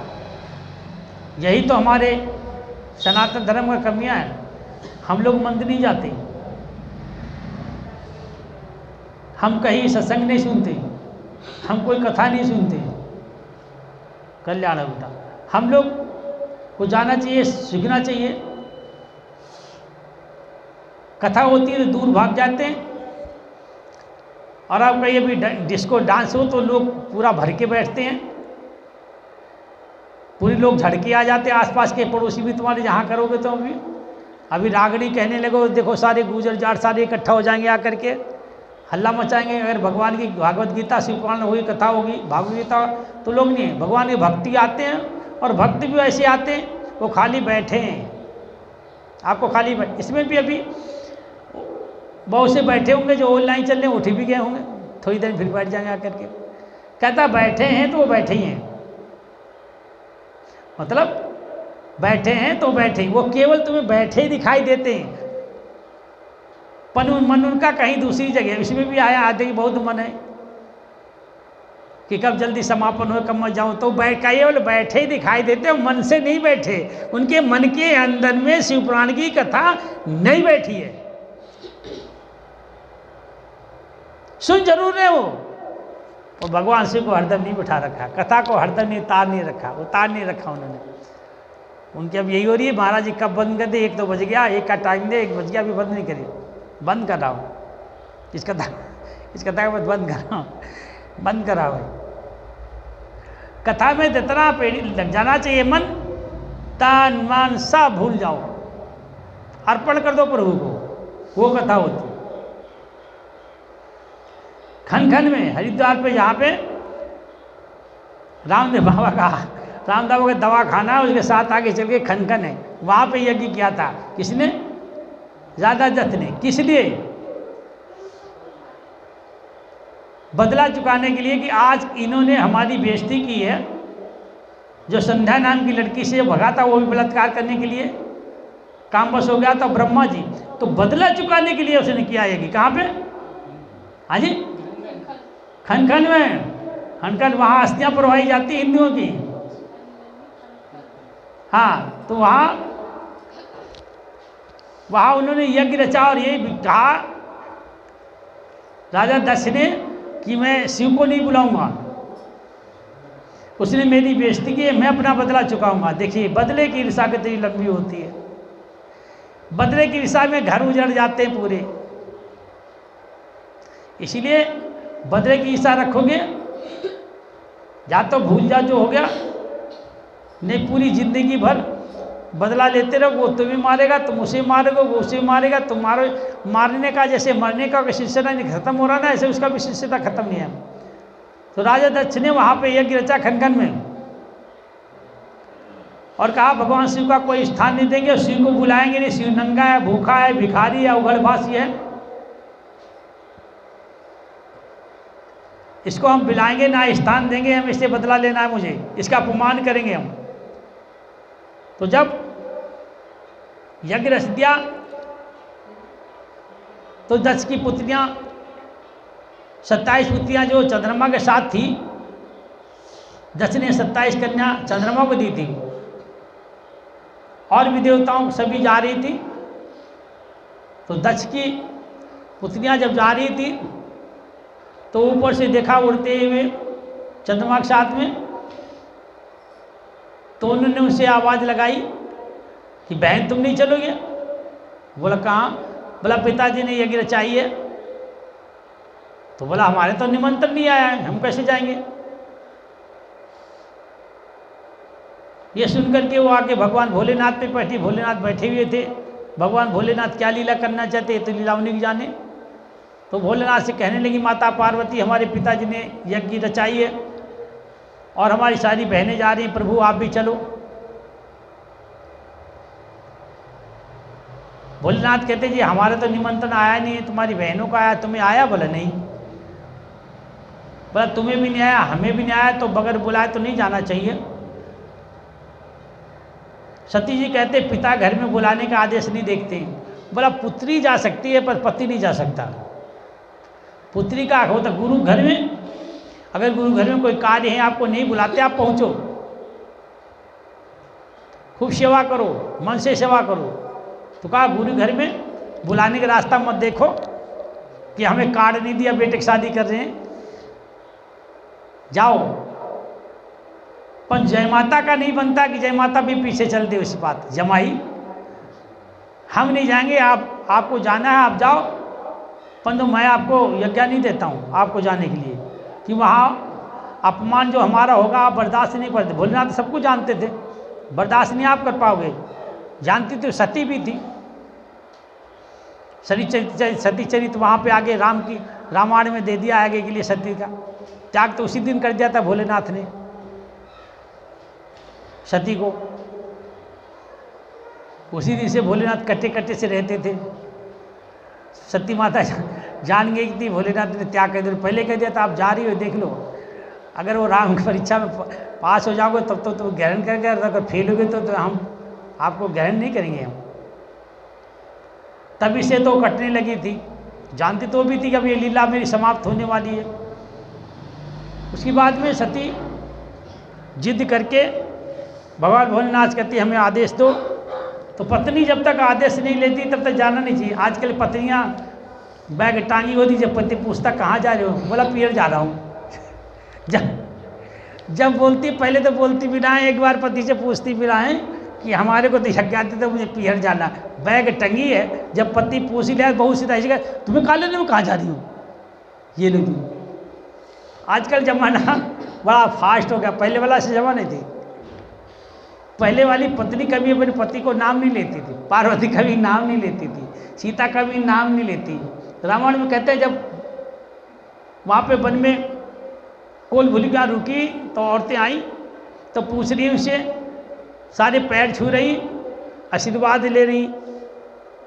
देखो ऐसा हमारे यूपी में होता है, बेटी की शादी हो जाती तब भी हम उससे पैर छूते और उसको आशीर्वाद देते हैं। पंजाब में हरियाणा में ऐसा नहीं होता जैसे हमारे यूपी में होता है। अब देखो वही पत्नियाँ हैं, एक बेटी मान रही है, माता भी मानी है और पैर भी छू रही है और उसको उनको आशीर्वाद भी दे रही है। तो पूछती सीता माँ से, तो ये कौन है? तो कहता है गोरे वाले तो लक्ष्मण है। हाँ, तो बोला ये वो है। अब बोला जान गई वो है। आजकल क्या कहते हैं, आजकल पूरा नाम भी पत्नियाँ नहीं लेती, आधे ही बोलती। और संजय हो गया तो संजय का संजू बोलेंगे। हाँ, बाप अपने बेटे को क्या बोलेंगे?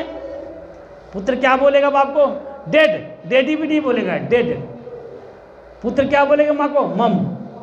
कितनी संस्कृति हमारी पलटी जा रही है, हम अपनी संस्कृति को भूलते जा रहे हैं। आजकल बड़ी शौक से औरतें नाम लेती हैं, बड़े प्यार से। अब भाई प्यार लगा लो या कैसे लगा लो, बड़ी पहले नाम भी नहीं लेती थी। तो सती ने कभी नाम नहीं लिया, अपने बगैर क्या गई नहीं, जब तक उन्होंने कहा कि जाओ। और जा भी रही तो ऐसा करो, गण ले लो अपने साथ में, नंदी के ले लो और नंदी के साथ हम जाओ। तो खनखन में जब यज्ञ चल रहा था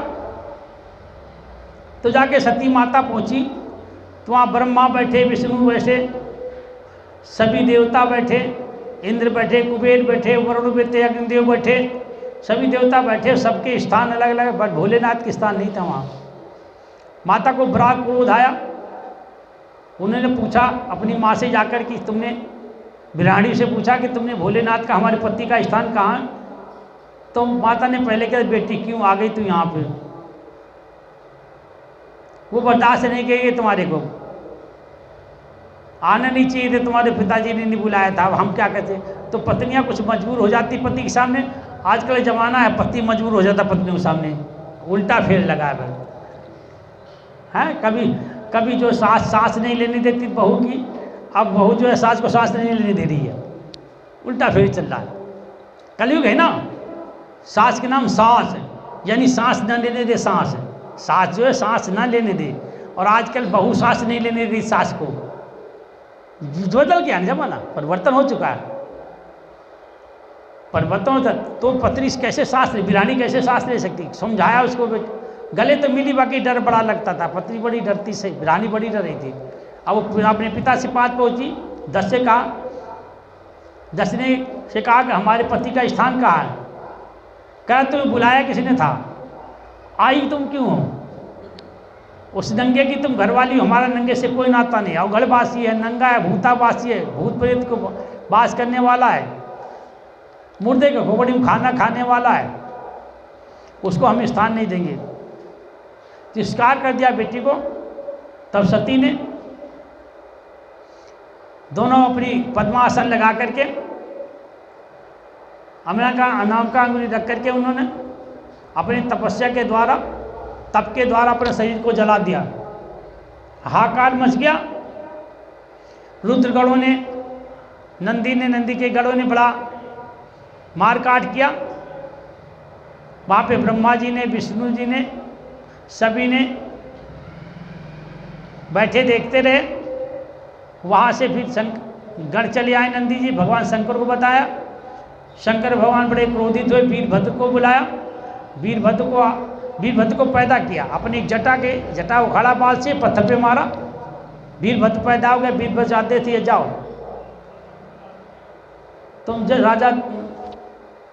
तुम दक्ष का यज्ञ भंग करके आओ। जैसा आदेश पाते हुए वीरभद्र चला, भैरव जी भी चले, दक्ष का यज्ञ भंग कर दिया। पूषा के दांत तोड़ डाले, विष्णु को धनुष तोड़ दिया, ब्रह्मा जी को हाथ तोड़ दिया। बड़े बुरे हाल से भी ब्रह्मा विष्णु कर दिया। करने के बाद यज्ञ में पेशाब कर दिया, किसी ने थूक कर दिया, किसी ने लेटरिंग कर दी, यज्ञ ध्वज कर दिया। वीरभद्र ने दक्ष का सर काट करके यज्ञ में हवन कर डाला। उसके बाद में तोड़ फोड़ करके सारे कैलाश पर चले गए। बोल शंकर भगवान की। उसके बाद भगवान भोलेनाथ कैलाश पे विराजमान थे। गृहिणी ब्रह्मा जी ने कहा कि गृहिणी तुम जाकर भगवान शंकर से अपने पति का सुहाग मांगो ताकि शायद प्रभु दे देंगे। तो कहने लगी पिताजी आप भी चलो। तो ब्रह्मा जी भी चले, विष्णु भी चले। जाके उन्होंने पैरों में लिपट गई, उन्हें प्रभु माफ़ करो हमारे को। तब भगवान शिव ने माफ़ कर दिया। तो वहाँ ढूंढ के पहुँचे दक्ष का सर कहाँ है, तो दक्ष का सर ही ने दक्ष का बुद्ध ने कहा हमने हवन कर दिया। भगवान शंकर कहते हैं किसी का भी सर ले आओ हम जोड़ देते। तो उसी टाइम से देखिए यज्ञ के अंदर बलि चलिए दक्ष किया, दक्ष का सर हवन हुआ, तभी बलि का रूप शुरू हुआ। तो बकरे का सर आया, बकरे के साथ दक्ष के साथ लगाया गया। तो लगा कर तो बकरा क्या कहता है, मैं, जो बकरे की बलि चल रही है मैं, बकरा कहता है मैं, कि मैं ही हूँ, मेरे सिवा कुछ नहीं। तब कहा भगवान शंकर ने कि जो मैं करेगा वही किसी की बलि दी जाएगी। तो राजा दक्ष की मैं थी, उसकी मैं। उसकी बाद में भगवान शंकर ने माता की लोथ उठाई, कंधे पे लगाई रखी। देखो ना कितना प्रेम करते थे माता से। आजकल तो अपना इतना प्रेम किया करो अपनी अपनी बीवियों से कि लाश को उठा रखे छोड़ने के लिए तैयार नहीं बिल्कुल। उन्होंने लाश को उठाई, लाश को उठाते फिरे, बैरागी हो गए। इतना प्रेम उनके अंदर छा गया, छोड़ने के तैयार, लाश को छोड़ने के तैयार नहीं। तब ब्रह्मा जी ने भगवान विष्णु से कहा प्रभु किसी प्रकार इनको लाश को नीचे गिरे, कुछ करो। बोला क्रोधित हो जाएंगे। बोला क्रोधित नहीं को हम संभाल लेंगे। भगवान शंकर ने चक्र से उनका लात उठा दी कंधे से। तो जहाँ पे जोत गिरी उसकी जोता वाली माँ कहलाई, जहाँ पिंडी गिरी तहाँ विष्णु देवी कहलाई, जहाँ नैना गिरे नैना देवी कहलाई, जहाँ केश गिरे वहाँ पे भी केशवती देवी कहलाई, जहाँ चीर गिरा चिन्हपुरी गिराई। यानी अनेक अनेक अंग गिरते कले माता के वहाँ गिरते, वहाँ बाद देवस्थान बनते चलेंगे। आज हम उनकी पूजा करते हैं। फिर दूसरे जन्म में यही जो है पार्वती के नाम कहलाई। बोल शंकर भगवान की जय। वृंदावन बिहारी लाल। संस्थाओं जो भी आज ऑनलाइन से जुड़े हो, जहाँ भी हमारे देश में बाहर भी जो भी हो, आज का कथा समापन करता हूँ और आपसे विनती करता हूँ कि आप कथा को सुने, लाइक भी करें।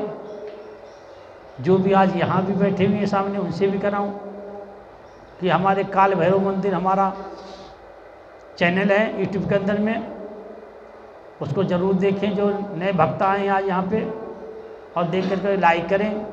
और भी पिक्चरें चल रही हैं, समय समय पे मैं पिक्चर डालता रहता हूँ। श्राद्धों के अलग डालता हूँ, नवरात्रि के अलग डालता हूँ। मैं भैरव जी की जन्मदिन की मंदिर की भी मंदिर देखें। वृद्धाश्रम हमारा बन रहा है, तुम सभी के पास में पड़ोस में कोई मनुष्य खाना कपड़ा नहीं मिलता, परेशान है, हमारे आश्रम में आश्रय ले सकता है। निःशुल्क सेवा है, सहयोग करें।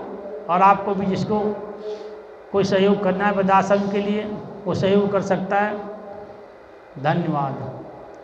हाथ जोड़ विनती करूं, सुन लो भोलेनाथ, कथा समापन कर रहा हूं, सुनो नाथ जी मेरी बात।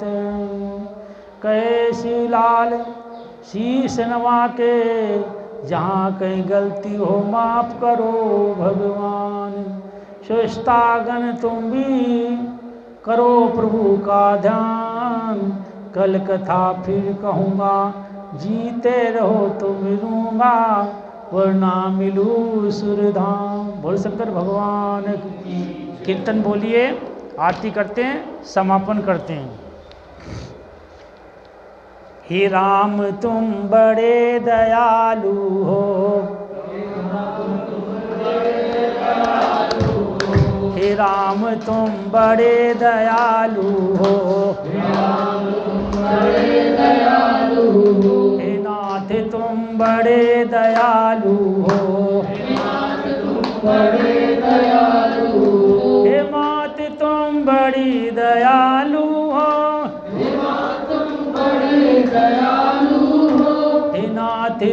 बड़े दयालु हो, हे नाथ तुम बड़े दयालु हो, और नहीं कोई मेरा है, और नहीं कोई मेरा है, एक तेरा सहारा है, एक तेरा सहारा है, नैया डोल रही मेरी, नैया डोल रही मेरी, हरि तुम करो नहीं देरी, हरि तुम करो नहीं देरी, हे राम तुम बड़े दयालु हो, राम तुम बड़े दयालु हो, हे नाथ तुम बड़े दयालु हो, हे नाथ तुम बड़े दयालु हो, हे राम तुम बड़े दयालु हो, हे राम तुम बड़े दयालु हो, नैया डोल रही मेरी, हरि तुम करो नहीं देरी,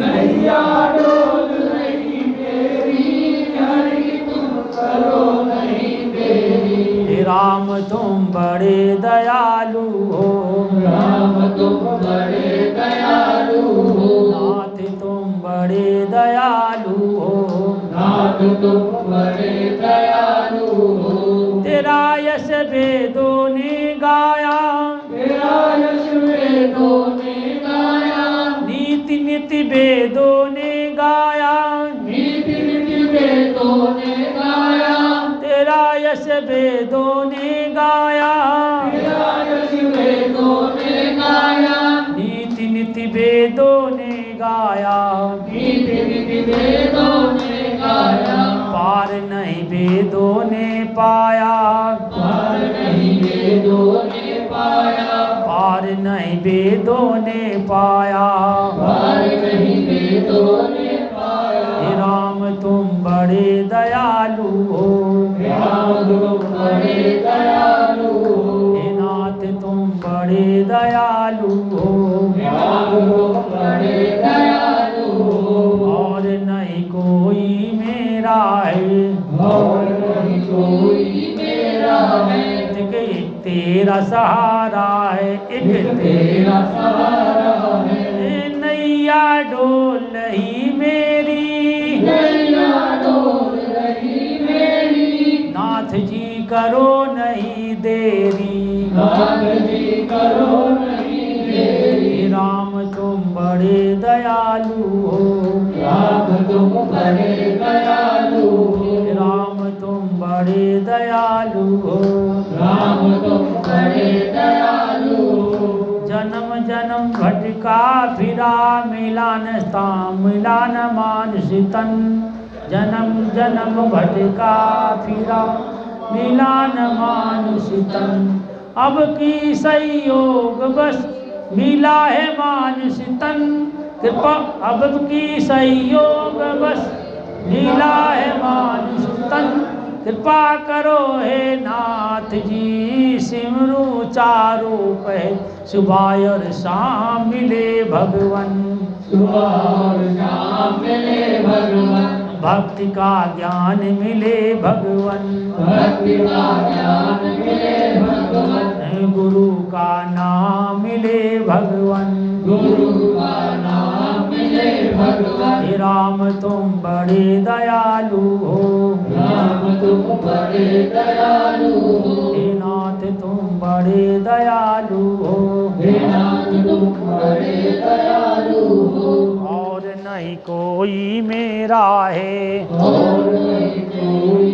मेरा है, तेरा ही सहारा है, बस तेरा ही सहारा है, हे राम तुम बड़े दयालु हो, राम तुम बड़े दयालु हो, हे मात तुम बड़ी दयालु हो, हे नाथ तुम बड़े दयालु हो, हे भैरो तुम बड़े दयालु हो, भैरव तुम बड़े दयालु हो, तेरा यश वेदों ने गाया, तेरा यश वेदों ने गाया, नीति नीति वेदों ने गाया, नीति नीति वेदों ने गाया, पार नहीं वेदों ने पाया, पार नहीं वेदों ने पाया, हे राम तुम बड़े दयालु हो, राम तुम बड़े दयालु हो। हे नाथ तुम बड़े दयालु हो। हे नाथ तुम बड़े दयालु हो। शंकर भगवान की जय। वृंदावन बिहारी लाल की जय। माता पार्वती की जय। गणेश भगवान की जय। खड़े हो जाओ, सारे आरती हो रही है, समापन करें। ओम जय शिवा ओंकारा हरे शिवा ओंकारा ब्रह्मा विष्णु सदा शिवा मेरे भोलेनाथ महादेव हर धागे धारा। ओम हर हर हर महादेव। एकानन चतुरानन पंचानन लागे भोले पंचानन लागे। हंसासन गरुड़ासन हंसासन गरुड़ासन वृषभावन सागे। ओम हर हर हर महादेव। दो भुज चार चतुर भुज दश भुज के सोए। भोले दश भुज के सोए। तेरा गुण रूप निरखता शिवाजी का रूप झलकता। त्रिभुवन जन बोले। ओम हर हर हर महादेव। माला बन माला रुण माला धारी भोले रुण माला धारी। चंदन मृगमद चंदा चंदन मृगमद चंदा भोले शुभकारी। ओम हर हर हर महादेव। तांबर पीतांबर बागांबर आगे भोले तेरे बागांबर आगे। संकारिक गरुड़ाधिक जनकारिक गरुड़ाधिक भूताधिक सागे। ओम हर हर हर महादेव। लक्ष्मी पर गायत्री पार्वती संगे भोले तेरे पार्वती संगे। हर धागे तीनों भागे हर धागे तीनों भागे। गणसिया को मत भागे। ओम हर हर हर महादेव। काशी में विश्वनाथ विश्वनाथ विराजत नंदी ब्रह्मचारी भोले नंदी ब्रह्मचारी। चित्रकूट दर्शन पावत शिवाजी का भोग लगावत महिमाया तिहारी। ओम हर हर हर महादेव। माँ विष्णु सदा शिव जानत याति देवता भोले जानत याति देवता। गणमास्तर के बाधे ओम मास्टर के बाधे। यह तीनों रेखा। ओम हर हर हर महादेव। बारी के माथे का मंडल चाटे त्रिशूल धरता भोले चाटे त्रिशूल धरता। जग करता जग हरता सुख हरता सुख हरता। जग पालन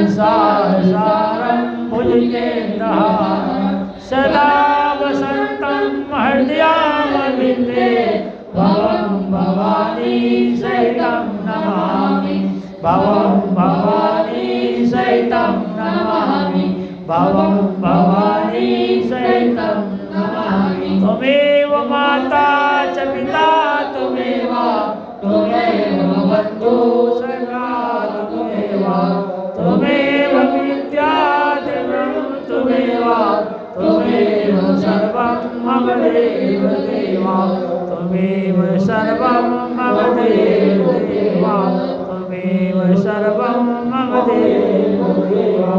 ना प्रभु मैं कछ कर सकूं ना ही करनहार प्रभु जी सब कुछ तुम कर सको तुम्हें करावनहार। ना मैं जानू पूजा अर्चना ना मैं भक्ति भाव मैं अज्ञानी मानुष पापी आए शरण तुम्हारी नाथ मेरी विनती सुन लीजो नैया के बहुसागर में पार लगा प्रभु दीजो मोह माया की नगरी से मुझे छुटा तुम दीजो अपने चरणों में प्रभु लगा मुझे तुम लीजो।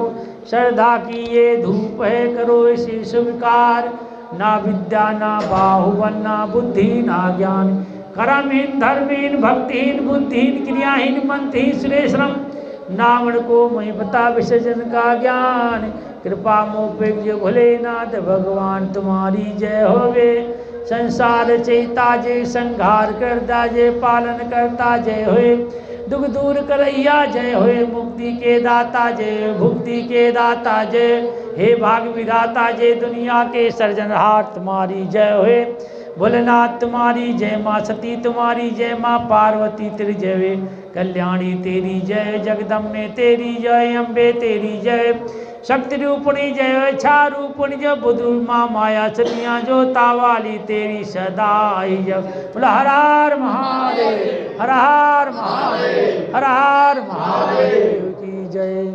कैसे दिखा दो सबको ये लोग।